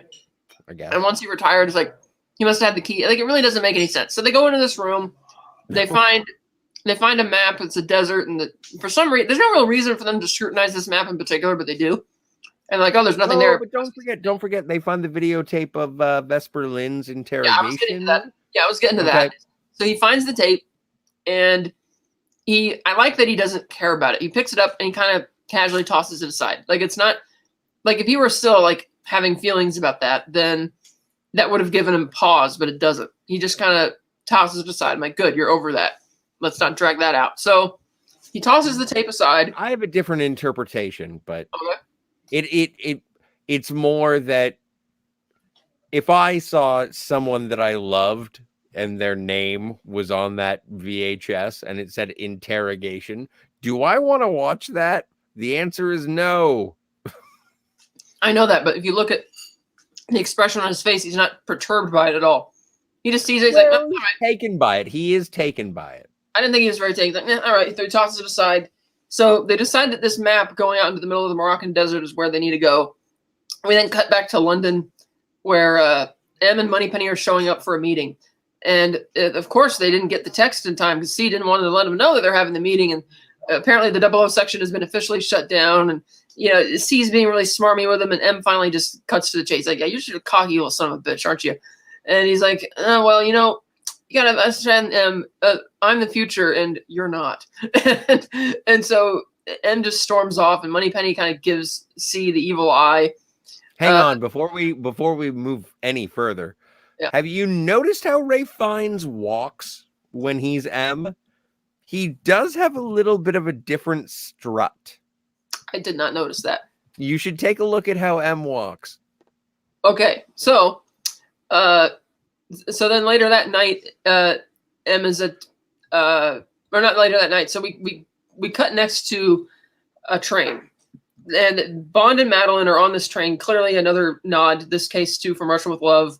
Yeah. They're sitting in their car and he wants to show her how to use a gun, but she immediately takes the thing apart and puts it back together. And he's like, I don't have to teach you anything, do I? I get the logic of why he killed a dude. But it feels like I don't know, for some reason, the way he says that, I don't have to teach you anything. I don't know, something about it was weird, but okay. And she explains. Why? What was weird about it? So it's like, I get the logic that he wants to teach her how to, because the notion, first of all, that she's even coming with him after the hotel. It's like, oh, I want to come with you because I want to find out what happened to my father. I'm like, really? Because back at the clinic, you didn't want anything to do with this. And we're ordering him to leave the building. And now you're suddenly, it's like, you kind of know what happened to him. She told, you know, he got in the out somehow and he killed himself because Bond told her that. So it's like, okay, so she's coming anyway. Bond wants to make sure she knows her way around a gun. And all right. I don't know, it just felt kind of weird the way he says, like, I don't have to teach you anything, as if he expects her to be, okay, whatever. So she tells this story. Expects her to be what? No, I see it completely differently. A man shows up and says, your father is dead. Yeah. There are people who are coming to kill you. James Bond things happen. Then you have a conversation with him later and saying, you a-hole. You brought these people here. And that is exactly what happened. And so then they start going, and it's like, well, if you're in, like, you are, I can tell you where we're going. Will you please make it so I don't die? Yes. So they both go to the American. They figure out all the files in the back room. I think that this is, like, I don't know. There's something that I can understand in, and I do see actor chemistry. I am on board with with this coupling. Really? Yeah. So she knows her way around a gun, and Bond is clearly curious as to why. She tells this story about how when she was a little girl, killed a bitch. This man came to visit her father, but came to kill my father, but he didn't know that he kept a Beretta 9mm under the kitchen sink. And she's like, and that's how she hates guns because. And this is not, unless they're really lazy, this is not a reference to No Time to Die, as some people think, because in the scene when they're in the hotel, American, she mentions that her father and mother had been divorced for years. And that he kept coming back anyway, meaning that if like everybody's assuming from the trailers of No Time to Die that, oh, he must be going to, like, when he's in the snow, that he's going to kill Mr. White. But I'm thinking, well, wait a minute. If her mom's there and she's there, it says that they were divorced. It's not that she got killed by someone. It's not that her mom got killed and then Mr. White left. It's that they were divorced first. So Hey, Cat. Remember The Office at the end of Skyfall? Yeah. Inconsistent. Yeah. So yeah, no, who cares? Yeah, so that's that. So anyway, we then cut to them on the train in the dining car, and they're getting along, and it's like, okay, they're building on this relationship. And then It's really not as good as Vesper. no, Like, not at all. nowhere near. I don't think that they have any chemistry, if I'm being honest. I think they do have chemistry, but it's more adversarial. And also, he's old. Yeah, he's 17 years older than her in real life. Well, he looks a lot older than her in the trailers for the new movie, but in this one, only 17. Okay, she looks great though. Yeah. So they're talking, and I love this next shot where the waiter comes up and he sets down like the dish or whatever it is, and you can see in the reflection, or Bond actually notices it for just a quick second, and it's Mr. Hanks charging down like a bull. He kicks the entire table up, and which is cool, but not your first move, guy. Starts fighting Bond. He knocks Madeline out of the way, and you see in the background really briefly a few other patrons and waiters like run to get out of the way, but then inexplicably they all disappear, and you get what is arguably, and granted I haven't seen the new movie, but I'm just assuming that this train fight is going to be the most intense fight in the whole Daniel Craig era. It is awesome, and they actually did it in a way where I like that they don't try and make it foolish, like, because obviously in real life Dave Bautista would probably kick his ass in a second, but they don't try and make it seem like Bond would be that good. Like, he has to actually use more items to defend himself with, as opposed to Mr. Hanks, who's just using his hands. And it's a really great fight. This is actually where Daniel broke his leg, because he stupidly told Dave Bautista that you're being too soft. Why don't you really throw me into the wall for one shot? And I'm not sure if you actually see that same shot in the movie, because there's this weird bit where he knocks him into the washroom, and it goes slow motion for a second, like when Bond hits Mr. Hanks against the wall, which is kind of odd. And the way Daniel describes it is that Hanks threw him against the wall and threw him to the left. But while Daniel and his whole body went to the left, his left knee went to the right, which is crazy. And he said that, it can't take 9 months off to recoup, which is why he had the bionic leg through most of the movie. And good on him for doing it. Well, and also recently, Dave Bautista showed an Instagram photo or something like that about him being punched in the face by Daniel Craig, and it broke his nose. Like right after, and he talks about how Daniel Craig, like, I heard the crack and I ran away. That was funny.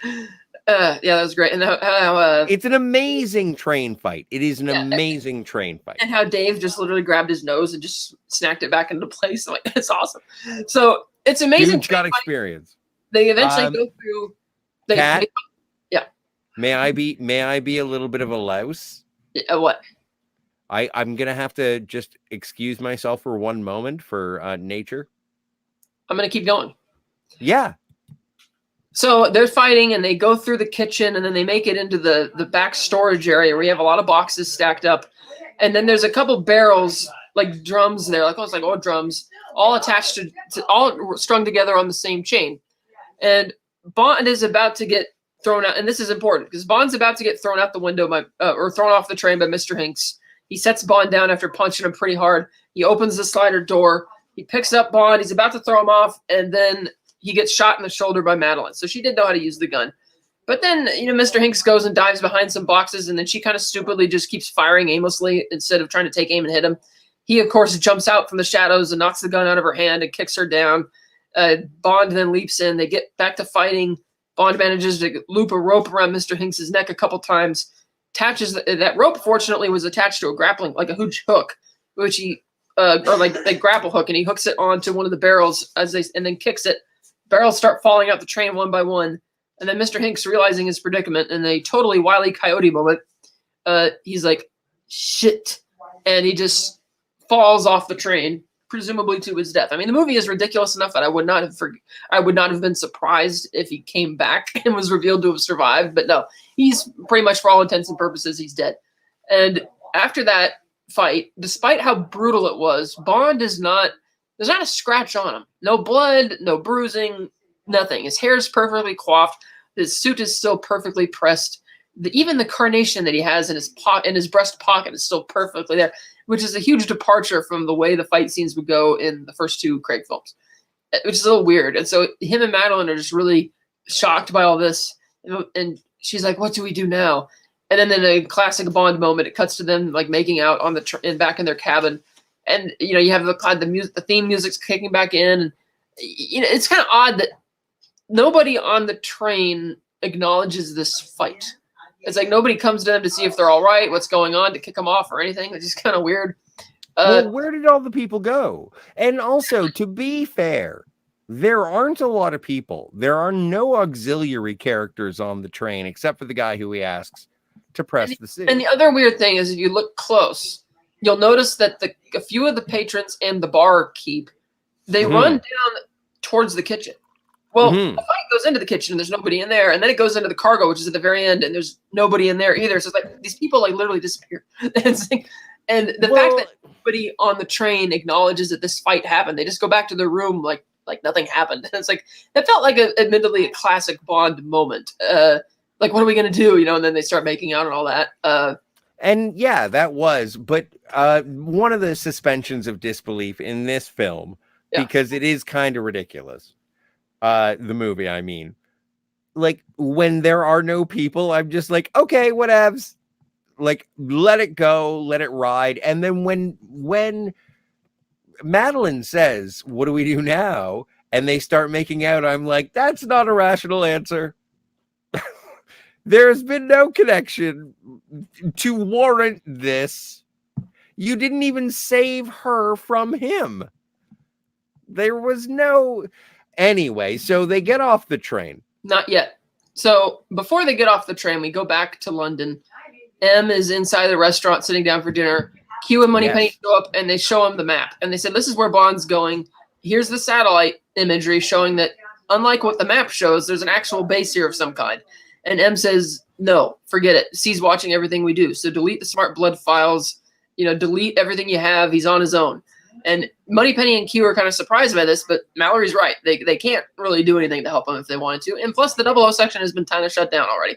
And then that's another thing which I thought one thing people thought was kind of a plot hole is when C revealed that they watched everyone, including their own agents, and he played the phone conversation between Bond and Moneypenny, even though Moneypenny was using a phone that Bond specifically gave her to be, off the grid. I think the way that C was able to get that conversation anyways, because Bond using a Q branch car, there were probably, microphones planted in there to listen to pick up that conversation, I'm guessing, because Bond wasn't wearing headphones or anything. So he would have heard that. That's something that a lot of people complain about. They're like, how did C get get the conversation, get the recording when they were not? Yes. How did the master surveillance guy get this surveillance? That's the thing. It's like people kept saying that. I'm like, well, because it's true that the movie does go out of the way to suggest that Bond thought of that, which is why he gave her the phone. But he's driving a Q branch car when they had that conversation. So I'm guessing that's how he was able to hear it. So M's right. They can't really help Bond. They're kind of, there's nothing they can do. So then we cut back to the train and it drops Madeline and Bond off at a real train stop, by the way. Oh, nice. Yeah, in the middle of nowhere.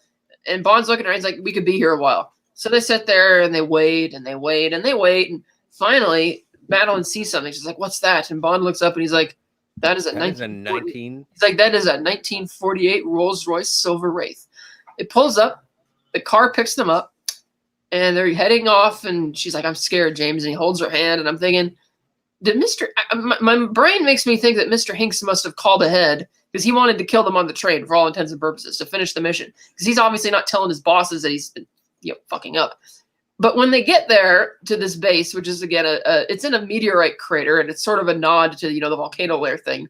But they park the car. It almost looks like a Palm Springs type hotel or something with the perfect. I do appreciate the sprinklers on the on the lawn in the middle of a desert. I do appreciate that, and it's a very Blofeld thing, controlling the environment in which you.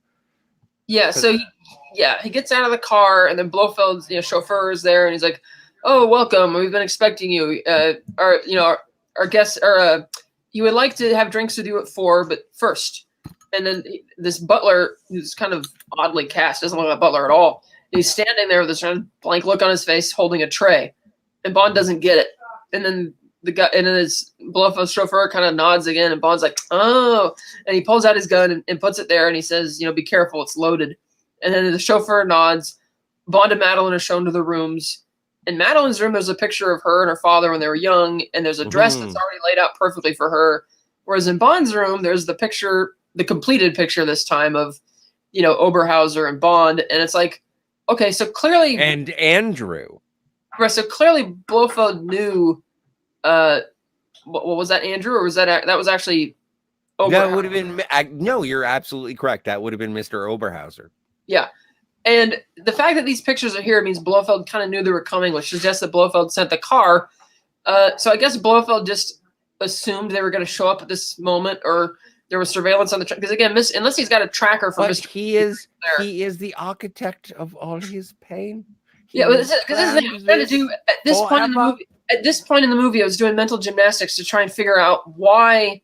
Okay, so how did Blofeld know they were going to be on the train? Because Mr. Hanks was on the train even. Which is why I figured he had to have followed him there.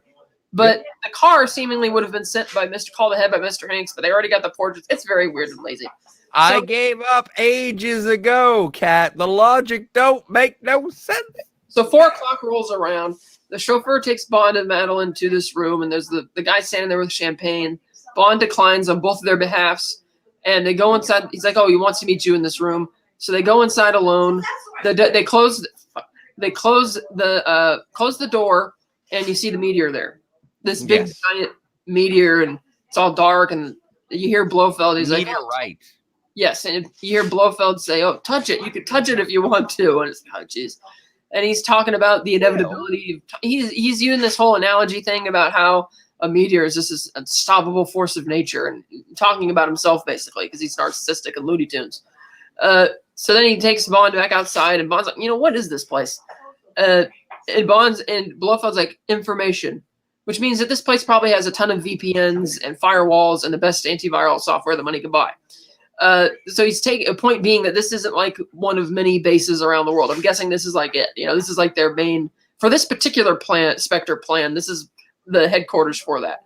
So he takes him into this room, or they go down this hall at first, and he's like, oh, okay.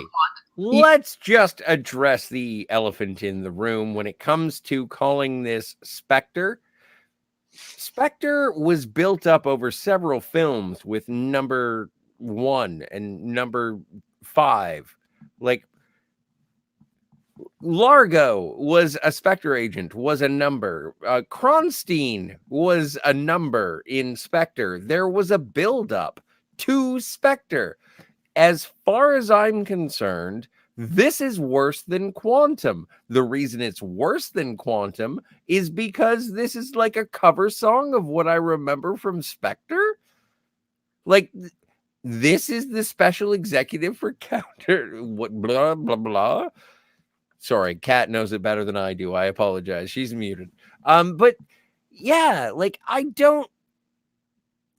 This is not Spectre. This is the Oberhauser show. This is what will eventually be revealed as his true name as he rose from the ashes like a phoenix. But so they're I'm kind of lost with Blofeld being or Oberhauser being like, I don't care. So they're in the hall. And Blofeld's asking why, the 00 section has been shut down. It's gone, which begs the question why you're really here. He's like, I came here to kill you. And it's like, oh, and I thought you came here to die. And Bond's like, oh, it's all a matter of perspective. He's like, oh, speaking of perspective, he takes him into the side room where he's got an army of IT guys, and he shows him a live feed from MI6 where M is giving a speech telling him to press on and, basically telling him to keep the British end up type thing because they're being shut down. But it's so sad. Yeah, and Blofeld's like, "Oh, you probably don't understand what we're doing." And Bond's like, "No, I get it. You commit these terrorist attacks around the world to scare people into adapting this surveillance system, which you paid for." But for all of Blofeld's monologuing, I don't yet understand. Like, why are you doing this? What is the goal of your organization exactly? Like, because he wants to get back at James Bond. James Bond was the boy who usurped the love of his father. Yeah, but that's not what I mean. So it's like that has nothing to do with Spectre, though. It's like, what is the Spectre organization's purpose? And exactly, we're not getting any of that from his monologuing. And eventually he says, "Oh, it was all me, author of all your pain." Like, okay, so he has to be lying. He would have been perfectly happy if Mr. Hanks or even the guards at the Spectre boardroom meeting had killed him. But since he's here, he's like, Bond, I wasn't planning on you being here, but now that you're here, I'm just going to rub it in because I can.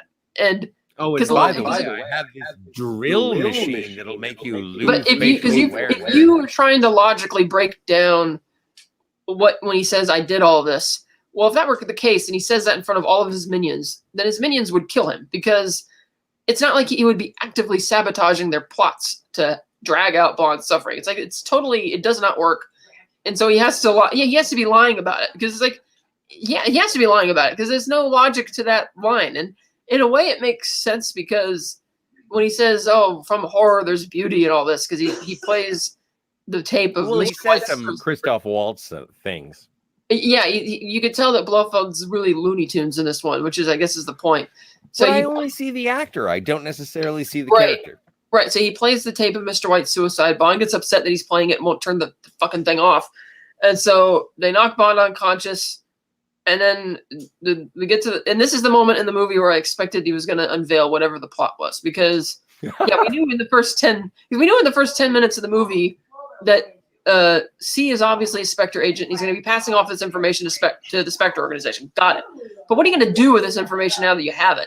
But instead of finally getting to an evil plan, there is no plan. It's basically he's going to torture Bond in this torture chair with needles, and the needles don't even do drills. They're drills. Yeah, the drills don't even do. They don't even do what Blofeld says they're going to do. Like, oh, you're going to forget everything. Blah blah blah. They hurt.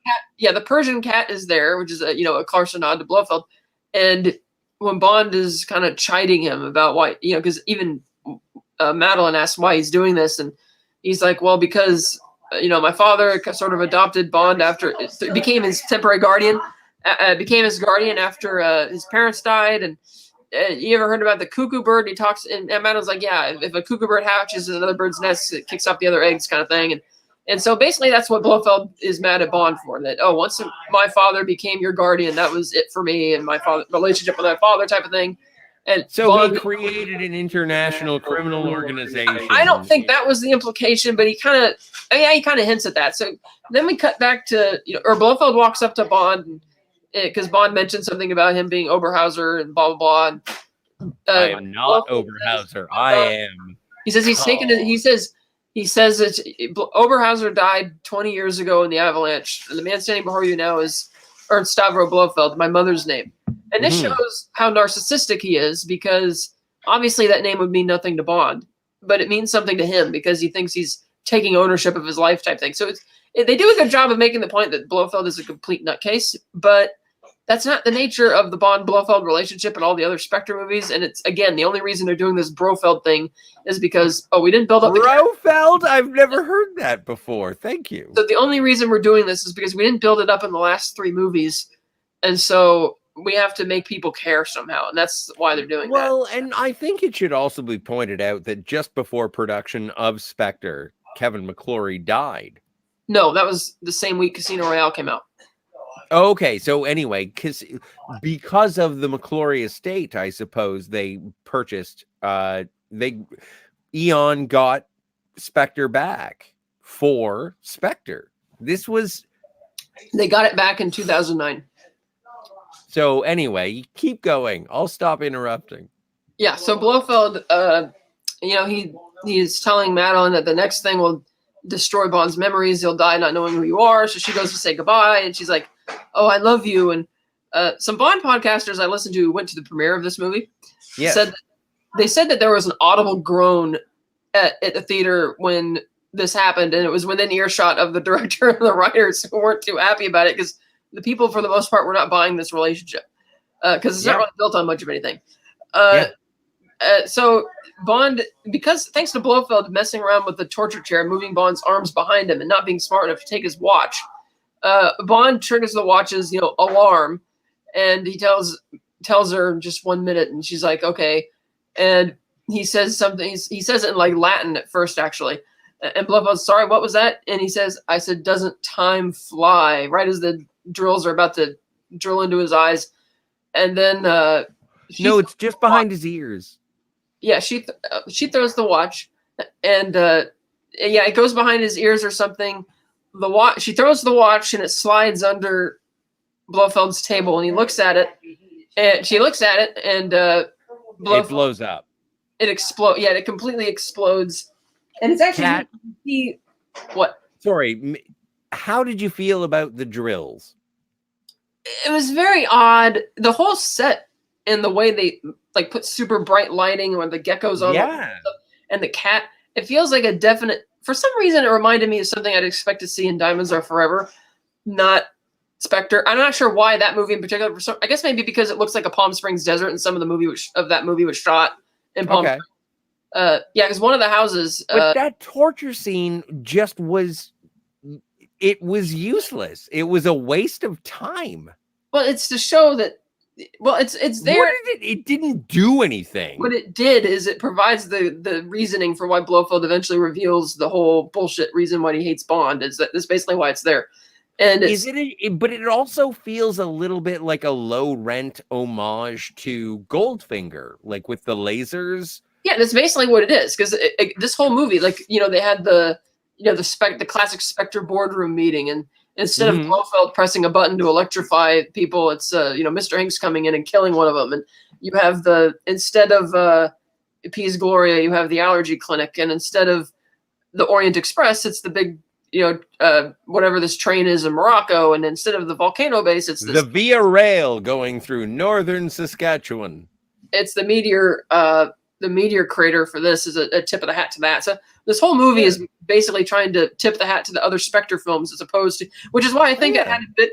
Which is why I think the Spectre base had a bit of a Palm Springsy feel, because they did again film some of Diamonds Are Forever there. And the whole stars. And the thing about the torture scene, you're right that it's a nod to Goldfinger, but something about it, just the hokiness of it. Like, I'm going to use these tiny little drills to drill like inky dinky hole. It made me think of Diamonds for some reason in terms of the hokiness in that movie for whatever reason. So this torture scene ends with her throwing the watch. The bomb goes off. You actually see Dr. Tynan can't be here today. Yeah, he bit the bug. You see the scar just rip through his eye. Quite. Yeah, and he's actually wearing like little slip-on slippers or something or sandals for this. Is kind of funny. And a Nehru. Oh no, I noticed Blofeld never wears socks. He's also wearing like a Nehru jacket, like the Blofeld from. Which is cool. I appreciate the cool. So they're definitely playing up the looks. Like the cat was kind of cool. This is the Star Trek Into Darkness of James Bond movies. Yes. So the bomb goes off, and even though Bond was literally convulsing in this chair like a minute ago, and the second he gets free of this chair, he's back to like full power type Bond. He runs outside with a gun, takes Madeline with him, and people have said it's almost like playing the first level of GoldenEye 64 on agent mode. Yeah, mode. That's good. And that's exactly what it is. He shoots and kills these guys with one shot apiece. He shoots, I guess the base for some reason runs on a lot of gas and propane, and he shoots one of them, and it causes this chain reaction, which completely destroys the base. And they built this thing to scale, and it was the largest explosion in cinematic history, which, okay, that's cool. But, Bond and Madeline are kind of standing in front of blocking a bit of the explosion. That's 2 world records that Daniel Craig era James Bond movies have achieved. I don't know if it still maintains, but the flip of the car in Casino Royale. Yeah. And then also the largest explosion. Yeah, so the bomb goes off, or the explosions go off. Bond and Madeline take a helicopter to get out of there, and you see these 2 like a Range Rovers speeding out of the side of the base. And it's like, okay, we know Blofeld's alive. So then we cut back to London, where MQ, Tanner, and Moneypenny are going to Hildebrand Rarities, which is Antiques and Rarities, which is a play on the Ian Fleming short story, The Hildebrand Rarity. And Q says, I didn't even know there was a place called Hildebrand. And M's like, yeah, that's generally the idea of safe houses. And I really love Ray Fiennes as M. He is amazing. Keep going. So they go into this room at Hildebrand, and you could tell this scene was kind of reshot because Bond is standing in the shadows, and he says, and M's like, what do you have for me, Bond? And it goes without saying that he's not going to be mad at him anymore because the 00 section has since been shut down. Now, admittedly, it makes no sense as to why MQ, Tanner, and Moneypenny assumed that. Well, they're all unemployed. No, there's no reason for them to have thought that Bond's rogue mission had anything to do with C. So we as an audience implicitly understand that it's related, but they never find anything out to get for them to think that whatever he's doing must have a direct relationship to Max Denby shutting down MI6. It doesn't really fly. Agreed. Yeah, that's kind of weird. So Yeah. because Bond is back, they don't need to have the makeup scene between Mallory and Bond. I like that they're both mature enough that it's not going to be Mallory's not going to do the apology thing. He's just because again, Mallory wasn't wrong to be upset with him at the beginning of the movie. So he's like, what do you have for me, Bond? And he's like, the recently deceased head of Spectre, and Stavro Blofeld. And Bond's standing in the dark, and it's kind of weird, and you can tell his mouth isn't moving if you look really close. So this was obviously some type of a reshoot or retooling of the script, because as the 2014 Sony hack revealed, they didn't even have a third act when they started making this movie, and that kind of shows. So they decide that, or M says that the Nine Eyes program is going to go live at midnight, so it's like a Skynet type thing. And Bond says that, Blofeld is the head of Spectre, and his new buddy is C. And Mallory's not really surprised by that. So they take off in a convoy, or about to take off. All right, hang on just 2 seconds before we move on from this. Wouldn't it have been beneficial to see some sort of, and no pun intended, but like to see something happen in terms of communication between C and any agent of Spectre? I didn't feel it, because to me it was obvious that he was Spectre from the start. I didn't feel they needed to have that. But it's all implied. There is no implicit. And we are talking about a James Bond movie. It's not a crossword puzzle. It's supposed to be fairly straightforward. Well, I mean, it's not so much. Well, I mean, it's no longer implied when Blofeld revealed when Bond told Blofeld, C's your new buddy, and Blofeld confirms it, because when Bond asked, well, what is C getting out of it? And Blofeld told him, nothing. It's just a visionary. And Bond's like, visionary. He's like one of those types of people. So I didn't have a problem with them not showing because to me, like Blofeld confirmed it. Yeah, because he confirmed that C was his guy. So it's like, okay. So then they leave the building to go to MI6 to shut down the Nine Eyes program. But Madeline very oddly decides at this particular moment. I know. She's like, I don't want to go back to this life. I'm done with it. I'm like, you couldn't have told him that when you were in the safe house? You've been involved in so many murders. You couldn't have told him that before you left Morocco, and maybe you could have just left back to Austria or something. I don't know. Or I guess you can't go back to Austria for her old job because the Spectre people know. I'm sure she has money. She's a doctor. Yeah, maybe. So she worked in a glass place. Yeah, whatever. So if they didn't get a hold of her money. So she, in a very contrived manner, decides at this particular moment she doesn't want to go back to this life and wish you well thing. And Bond's kind of flabbergasted. So she leaves. They take off in the convoy. Bond and Mallory's car gets ahead of the rest of them too quickly.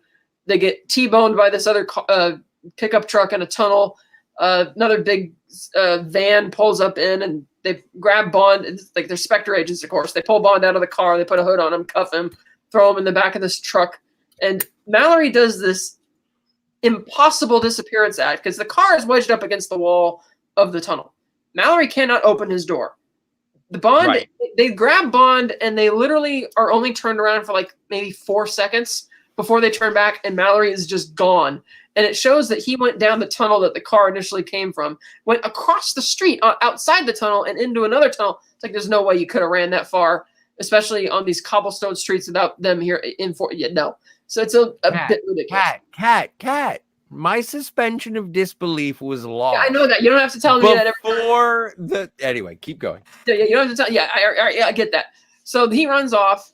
Then Tanner, Moneypenny, and Q round the corner in their car. They see what's going on, and Tanner, being an idiot, just keeps driving in, and Moneypenny has to be the one to tell him to stop and go back. That's enough. And just as he's pulling out of the tunnel, Q actually almost gets hit by a bullet that shatters the back window. They take off, and M, seeing this, gets on his phone and presumably calls them to pick him up. They go to the MI6 building where, or somehow, I'm not sure how this happens because Q was in the back seat with in the car that Moneypenny and Tanner were driving. Mm-hmm. But when they get to the new MI6 building, it's only Mallory and Q up on the top floor, whereas Tanner and Moneypenny are off somewhere because they don't show up until after this confrontation, which is a little weird. So the confrontation it sounds like a game of Clue. Yes. So Q gets on the laptop and is trying to shut down the Nine Eyes thing, and it's a bit difficult, and they're racing the clock. And in a cheesy fashion, there's actually on the page on his computer an actual countdown clock for how long until it goes live. And so Mallory's sitting there kind of in the dark, and C is angrily on his phone saying, we need them. You have to get Mallory, we have to get them both, which I guess is the closest they get to him being explicit. So he sits down behind his desk. He opens it and he sees his guns gone, and he sees Mallory there. And he's like, "What? You think you're going to shut this down all by yourself?" And Mallory's like, "No, but my quartermaster can do it." And they have this kind of back and forth. And finally we get the motive from this whole movie. C says, "Oh, you don't want to enter the new century. You just want to throw everything away in the name of something, a democracy, whatever the hell that's all about." But isn't that what M stands for? Moron. And he pulls out the gun and is going to shoot him, pulls the trigger, and it's unloaded. And then Mallory's like, "And now we know what C stands for." And he opens his hand, all the bullets are there, and he's like, "Careless." And he says, "Cunt."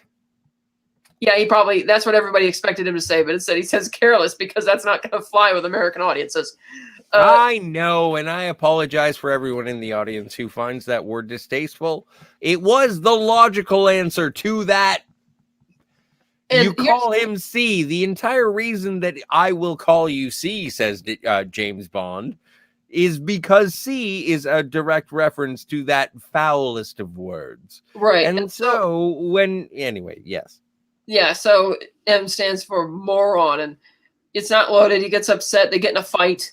The gun they're fighting over. Yes. It's a cheap kind of fight, which is kind of cheap because it's like they already teased in Skyfall that Mallory has been in the field before, so he should be a better fighter than this, but he's not. The gun goes off and shatters the glass partition for the edge of the railing, because this is like one of those spiral type designs where you go up the stairs all the way to the top of the building. So basically they lose the gun. The gun goes off, shattering the partition. C loses his balance and he falls to his death. Tanner and Martini go in. They find that he's dead. They successfully shut down the Nine Eyes program in a very uneventful kind of way. It's just like, okay, we did it. But I'm thinking, well, Bond already blew up the base where all the information was going to be sent. So there's no real threat of the Nine Eyes program really going live anymore. Because again, this Spectre base is not like one of 100 or anything like that. You could tell that that was it. That's where all his IT guys were, all that kind of thing. So those in that sense aren't there. Bond, meanwhile, and that's another thing I didn't get from this movie. It's like, for all of Blofeld's monologuing, we never learned from him, like, what is the motive of the Spectre organization? Like, what are you really trying to achieve? Well, they're a special executive for counter. But no, because they don't spell that out in this movie or in any of these. No, movies. They don't. So it's like I shouldn't be getting the answer to that question of what it is that Spectre's all about from Max Denby, the smarmy sidekick villain, because he's the one who Smithers of Spectre, right? Because he's the one who tells us. He says, "Oh, you want to throw this all the way in favor of democracy, whatever that's all about." And I'm like, "Oh, okay, so you're all just a bunch of arrogant narcissists who think you know how to run the world better than everybody else." But why am I getting that from you and not from Blofeld? It's like, yes, I know Blofeld's an arrogant narcissist, but he didn't mention like what the overarching purpose was of what they were doing. Because yes, Blofeld may have a personal vendetta against Bond, but the rest of the Spectre organization doesn't. So what are they getting out of this? And again, I should be getting that from your arch villain, not from C. And so that was a little weird. Meanwhile, that is a valid point in terms of the storytelling and presentation. Agreed. So meanwhile, in another contrived bit, Blofeld, despite seeing Bond escape this impossible to escape situation in Morocco, thinks it's a good idea to catch and release Bond again by releasing him outside the old MI6 building. And Bond kills the two guards who had him tied up. He breaks the ties, pulled off the hood, goes inside the building, and you see that wall that M was talking about in the last movie, all the walls, the names of all the agents who've died. Yes. And it says, spray painted in red, it says James Bond with an arrow pointing to the left. And you see that the demolition team has already rigged the building for demolition because there's wires everywhere. And, Bond goes down through the tunnels and he gets to the shooting range where I guess, like Rob said, Blofeld went to Kinko's and he put up all these pictures, and they specifically don't show Dominic Green because they don't want to remind you about that. And it's like, okay. And so it's too much. And so he ends up getting to the end of this little maze, and you find Sam Mendes, everybody. Yes. Academy Award-winning Sam Mendes. So he's at the end of the maze, and you see Blofeld behind the bulletproof glass that the demolition team would have put up, separating them where the detonator is. And I actually like this little confrontation, actually. Bond fires a few bullets that imitates like the Spectre logo in a way from the shattered. I thought it was cool. That was cool. He marches up to him, and I love the outfit Blofeld's wearing, and you see how the scar has since been kind of healing, and Bond's like, ouch. And Blofeld's like, my wounds will heal. Of course, yours won't. What are you talking about? And Blofeld kind of breathes on the glass and draws a little heart. He's like, oh, I know someone who misses you, kind of thing. And for some reason, Bond thinks he's bluffing. And I'm like, well, why would he be bluffing about this? He's Blofeld. He's evil. Of course, he's evil for all the shit he's already done. What are you talking about? Hi, guy. Did you see the photos in the way up? Yeah. I'm not bluffing. I got a plan, yo. Yeah, so he tells him that, you've got a choice. I got a safe way out of here. And, so do you, actually. But you can either save yourself and live with the pain or die trying to save her. And then he does my favorite Blofeld bit in the whole movie when he does this evil laugh and he's like, I've really put you through it, haven't I? And I'm like, that is the one moment in this whole movie where I feel a little bit of glimmer of what Christoph Waltz could have done with this role that he just wasn't allowed to do. And then he mentions the dumb brother thing again. Oh, always know what buttons to press. It's really cringy. So he hits the detonator. Have you ever seen The Green Hornet? Yeah, I saw that too. Yeah. Yeah, same performance. Same performance. But he hits the detonator, and the fact that it's 3 minutes reminded me, GoldenEye. Set the timers for 3 minutes instead of 6 type of thing. So Blofeld leaves. Bond rushes through the building, ends up on the top floor looking for Madeline. He's in M's office where the bomb mostly went off, and he sees Blofeld's helicopter. Blofeld's in the helicopter, and I thought this was actually kind of an iconic moment. See, like in a million years, I never would have thought that a Bond movie would have Blofeld in his helicopter staring down the ruins of the MI6 building about to blow it to smithereens while Bond is inside. It seems very theatrical. Cool. It is. Yeah. It's very cool. It's very theatrical, and I would have given them a pass even if they had, and even if he had his cat with him, that would have been perfect. But nice. So agreed. I thought that was actually kind of an iconic moment. Meanwhile, across the way, Mallory's like, "Well, where's Bond? Where is he?" And Moneypenny's like, well, "I don't know, but I can hazard a guess because I see the helicopter over there." So they run outside to see what's going on. And Madeline finally starts like screaming or whatever, and Bond finds her in the side room. He uses the knife to cut the cords off of her, and then he asks her, "Do you trust me?" And she's like, "Yes." And he jumps through this. No, that is not what they say. Do you trust me? Do I have a choice? Not anymore. I don't remember them saying that last bit. Something like there is. It is not a matter of they trust each other. He grabs her. He says, "We're going to jump." Like, essentially, by saying, I think he actually, "Do you trust me?" I think he just said, "Do you trust me?" And maybe she didn't say anything at all. No, she says, "Do I have a choice?" I do not know what his response is. I'm going to have to check again. I don't remember her saying that. So, yeah, so they jump. She jumps through the hole that from the building collapsing in on itself from the explosion in Skyfall or whatever. And they land in the net. They land in the cargo net, which makes sense that it would be there because the demolition team wouldn't want debris and shit falling on them while they're setting up all the charges. So well, not only that, but when you are trying to control a demolition, you would take that is where you would just throw cinder blocks or debris that has been part of it. You don't want a lot of shit that you don't know what's going on in the top levels. You drop that down, lower the net, unload it, retighten it, and then throw more stuff. It's a giant thing in the middle of a destroyed building. We just throw things in the middle. So the net makes sense. Yeah, it does. Okay? I didn't say it didn't. No, I'm saying that more to the audience than anyone else. There are a lot of people who say that the net doesn't make sense. The net makes sense. Okay, so he hits the net. They roll over on the ground. They go down into the lower boat launch area where there's boats are still there. I guess that's probably from the demolition team as well. So Bond and Madeline get in the boat. They take off, and just as the detonator goes off, the building, in a really cool shot, it collapses in on itself from the demolition. And Bond and Madeline take off on the boat, and Blofeld's flying his helicopter down the River Thames. And he's just sitting in the helicopter all confident that nothing's going to happen. Bond gets out his Walther and starts firing a couple pot shots, and it's not until the third or fourth shot where Blofeld kind of notices something might be going on. And by then it's too late because Bond fires his last two shots, which gets into the motor. And this just seems like a really unbelievably ridiculous thing that you're going to shoot down a helicopter. I don't know the mechanics of this particular brand of helicopter. I don't know if that's possible. If you were to shoot something in there that would just catch fire like that, it just feels really, over the top, but okay.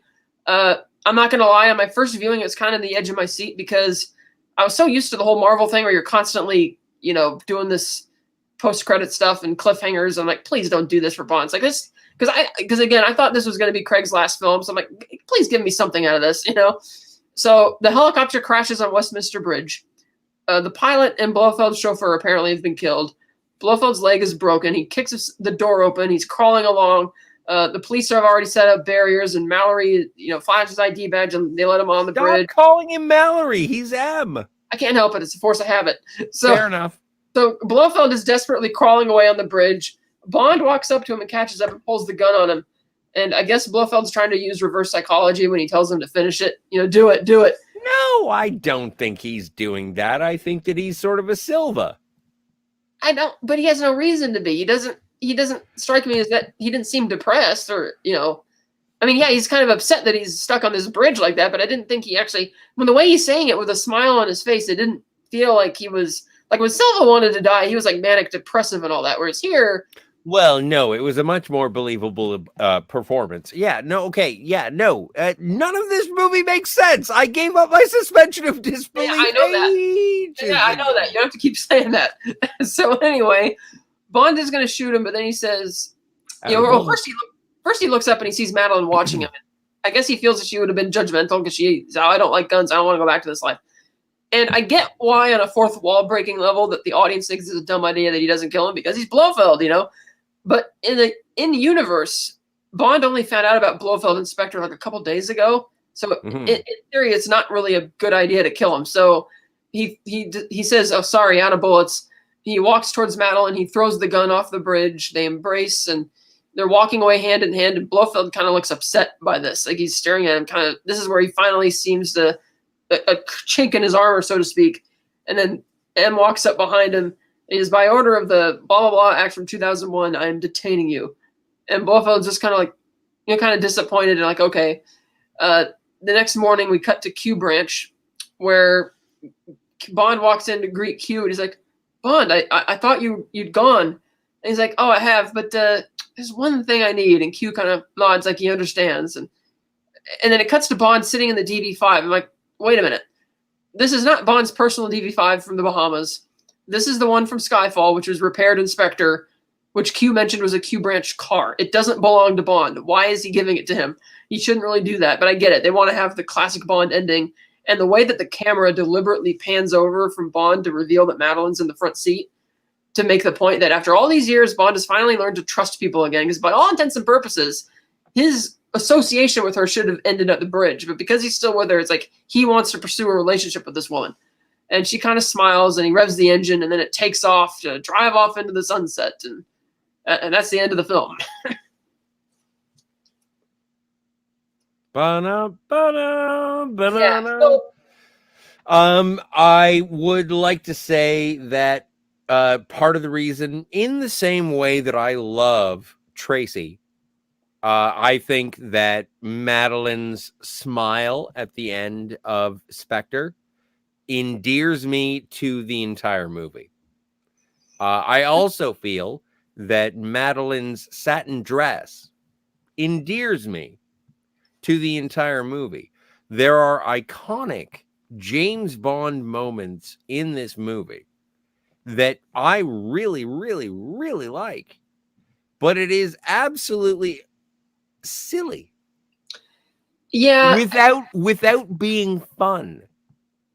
Right. And so that's the thing. It's like this movie, I feel, okay, the color grading takes me out of it a bit. It kind of ruins a lot of what otherwise is great cinematography by Hoyt van Hoytema.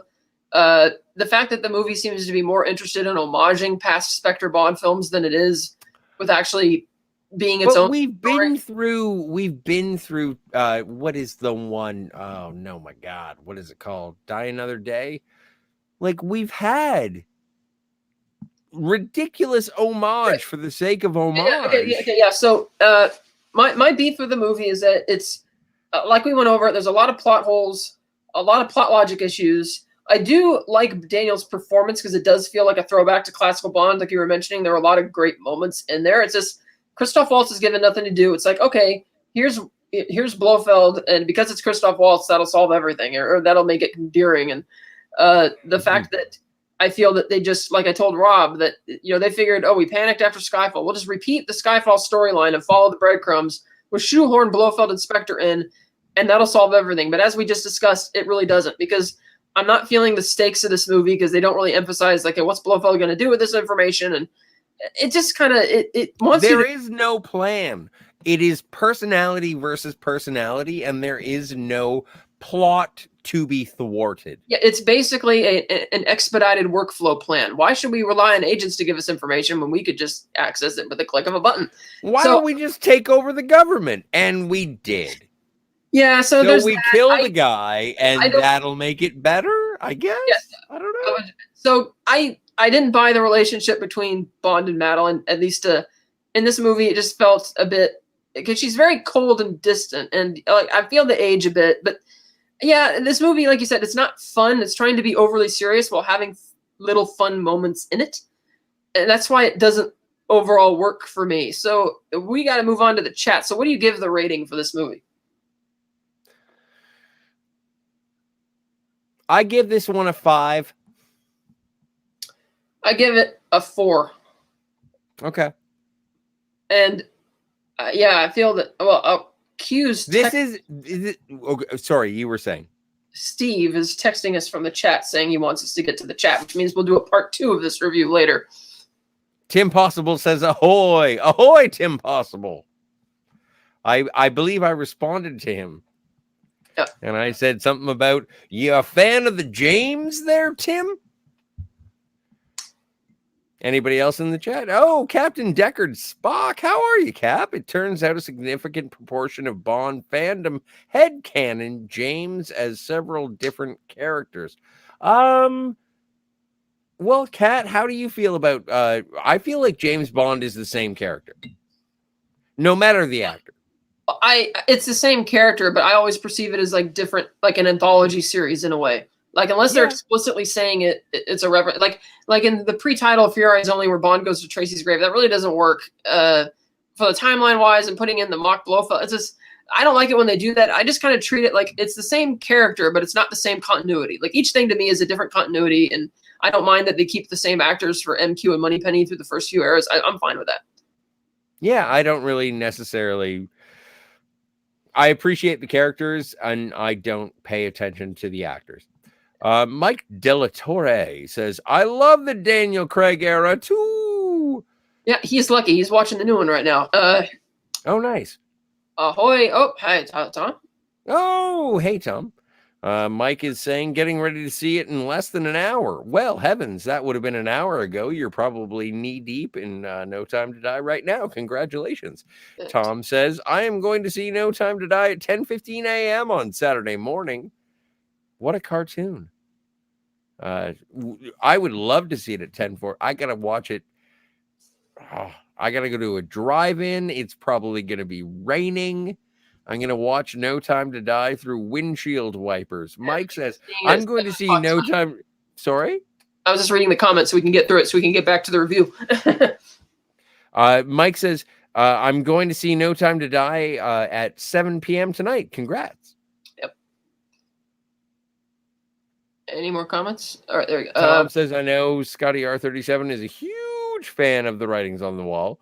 I did do a falsetto there just for you. Wouldn't stop talking about it for 30 minutes last night on Zoom. Couldn't help it. Couldn't help it. Furiously pleasured myself. Captain says, by that rationale, Scotty is a huge fan of drinking and smoking live on my channel until he passes out or almost dies. The operative word is almost. Tom says the opening scene of Spectre is really great with the building that just collapses around him. And I remember seeing that in the theater and thinking, damn, that is awesome. Agreed. Tom says to the captain, that's what I hear about Scotty. And then the captain says to Tom, he's the life of the party. And then emojis. Tom says, speaking of Scotty, which is my favorite subject, is he just stopping in to do this whilst on his way to teach college course? Yes, time travel. Not a collage course, Tom, a college course. I tried to edit. Captain says, it is a nice jacket. Thank you. And Mike says, no time to die. Kat, you did all of the James Bond movies in emoji. I am so happy you did that. Nolodoc says, greetings all. And Nolodoc says, hey, Cap. Tom says he was in Fleabag series 2. Never saw it. Yeah. As a priest that apparently made women what? Yeah, like the Thorns. Tom Michael, Scotty's got some ye old interwebs reverb vibrato action going on. Yeah. Is my sound shit? Nolodoc says, okay, time to sleep. Just remember, keep your feet on the ground and keep reaching for something. 5 eyes. Yeah, 5 eyes. Yeah, so sorry about. Hello, it's impossible. Hello. Tom says, yeah, rewatching the film, the bit about the alarm refreshed my memory and gave me a chuckle because it was like a hark back to the old days of Q. Yes, back to gadgets. They must have put Sam Mendes straight on that one. It's impossible. Yep, I'm a Bond fan. Going to see No Time to Die. Yep, lucky. Yep. Okay. Nice. It's going to be better than Venom. Tom says, okay, nice. And Mike, time to go what? Yeah, Mike, keep rubbing it in. Oh, LDG. Hail, yes. And that is when we come up on the appearance of Batista. Yes. Batista Batista physically matches the description of Blofeld from the novel, so it would have been interesting to see. That would have been better. Yeah, it would have. Tom says, well, obviously you must have a bunch of grown-ups in a room that is mood lighting like they are going to have a romantic meal. That's true. For the train. The thumbnails was a nice addition to Batista's character. Yeah, it was. Make them a bit like Jaws. Yeah, a bit, yeah. All that. Tom says all that speeding, all the breaking of the brakes, and no one hears it. Come on, man. I don't know what you're talking about. The car chase, I think. Okay, I guess. One thing I wish the Blu-ray and the 4K came out was a commentary. See, the reason why there's no commentary in the movie, Tom, is because Daniel Craig had an excessive amount of power in this film. He had veto power over the song, even. He had veto power over the direction of the story. And eventually Sam Mendes threw up his hands and just said, okay, I'm done. I'm just going to treat this as a paycheck. And that's what happened. And because of the way it turned out, there was no it's the only Bond film to not have a commentary. Okay, so Tom says, I miss those old commentaries where they felt like mini doc. Yes, they do. The other commentaries and all the other Bond films are fantastic. You should listen to them. Tom says, Léa Seydoux is a great actress, and I love seeing her in the film. Yeah, I think she's a good actress. I just wasn't a fan of the way the character, her and Bond, didn't click for me. I was fine with it. Okay. Tom says, do you feel the use of Spectre was way too much of an easy thing to use, or should they have come up with a new name for the organization? Well, they already did that with Quantum, and no, I was super jazzed about having the reintroduction of Spectre just to have that as an overarching. And then when I saw how they did it, I was just like, I don't even know. Well, that's why I said that when we did our Quantum review that they shouldn't have named the organization Quantum, because I think they had already been planning at that point to try and make an offer to get the rights back, as Kevin had already died. But you could say that because Quantum's evil plan in the first two Craig films were basically get-rich-quick schemes, that they're the financial branch of Spectre, I guess. It is very sloppy how they tried to retcon that into it. You could tell that Sam Mendes... Yeah, but I'm fine with that. Airplane is a spectacular stunt moment in the film. Yes, Tom, it was. That's where a lot of the budget went, I could tell. He says, it reminds him of Tomorrow Never Dies and the World Is Not Enough. Yeah, that's one of the Brosnan films. Yeah, I guess so, in terms of some of the action being a bit out there. Oh, jeez. 16 going on 17. It feels that way at times. No, she's not that young. I know she's not that young, but at times it felt like she was hell of a lot younger than him. Great episode, guys. As always, Kat with a detailed recap, and Scott was so lifelike too. I want to come back on and talk No Time to Die when you do it. Well, I'll be talking in the comments and everything like that when we get to that review. Oh, Tom, no, we talked about it last night. Yeah, no, absolutely. If you want to come on and talk about No Time to Die, the more the merrier. When are we doing that, Kat? What time on Saturday? Whatever time you want to do it on Saturday. And I guess we could do depending on how it goes and who we have on there, we could do just a fun all out spoiler discussion then, and just do a regular non-spoiler then recap next Wednesday, or, for whatever we want to do. Yeah, no, I'm looking forward to the conversation. I'm going to be in a hatchback with my windshield wipers. Tom says Blofeld had a daddy issue and could have used a tissue. Yeah, Austin Powers reference there. They literally took the twist from Austin Powers. Tom says, I mean, to be honest, I love that from Casino Royale to No Time to Die is a story arc, and I wonder if it watched one after the other, if it will feel like chapters in a novel or a novella. It'll be an interesting marathon, but I wouldn't advise it. I don't know. It's not, they clearly, they didn't plan it from the beginning, and then the way that Skyfall just kind of takes a break after the first two, and even Quantum feels a bit radically different from the first one, and then Spectre is trying to do something else, and it's like, I don't know. Yeah, he says they feel like because that's what I feel like these films are to me. The Daniel Craig era is like chapters in a book, and that's how they're treating it, yeah. Even though that's how they're treating it. And you know what? And Kat, like, I'm so looking forward to talking about fun James Bond movies. Like, I'm looking forward to talking about, like, arguing about Timothy Dalton and Roger Moore and Pierce Brosnan. Like, these are the. Like, though, I'm looking forward to those movies because the Daniel Craig movies have not been fun for me. I want to see the movie. Yeah, okay. We'll get to that in a second. Let me just get through this. Tom says that it was one of his favorite lines when Bond says, and now we know what C stands for. He remembers being in the cinema with laughs and gasps when Bond said that classic line. Yeah, kind of a classic line. It felt more like in line with a bit, more risque type of humor for this era of Bond. But yeah, this whole movie I felt tried to have more nods to classic type Bond than the other three did. Tom says he gives it a 7 out of 10. He says he likes the film, but what you can do? Oh, you don't have to apologize for liking the film more than we did, Tom. It's fine. Like, I'm glad you enjoyed it. I'm not going to step on your joy. I'm already thinking of downgrading my Skyfall grade from an 8 to like a 7. I was almost thinking as low as a 6, but I'm like, no, I enjoyed it a bit more than that, so maybe a 7 for that one. Because I've been wishy-washy. Like, Casino, I gave a 10. Quantum, I gave a 5. Skyfall, I think it would be probably downgraded to a 7. And then this, I still give a 4 because it's too long. It's too slow. The color grading's bad. It's like they're more interested in homaging the past than they are in telling a story. The stakes aren't there. It's like, oh, we think Christoph Waltz's reputation will sell the role instead of actually doing something. The Brofeld thing sucks. It's like, I really hope that the next Bond actor doesn't have as much power as he did here. Because I feel that if Sam Mendes had more authority, that it would have been a much better movie. Because even with as much as I don't think Sam Mendes wanted to do this movie.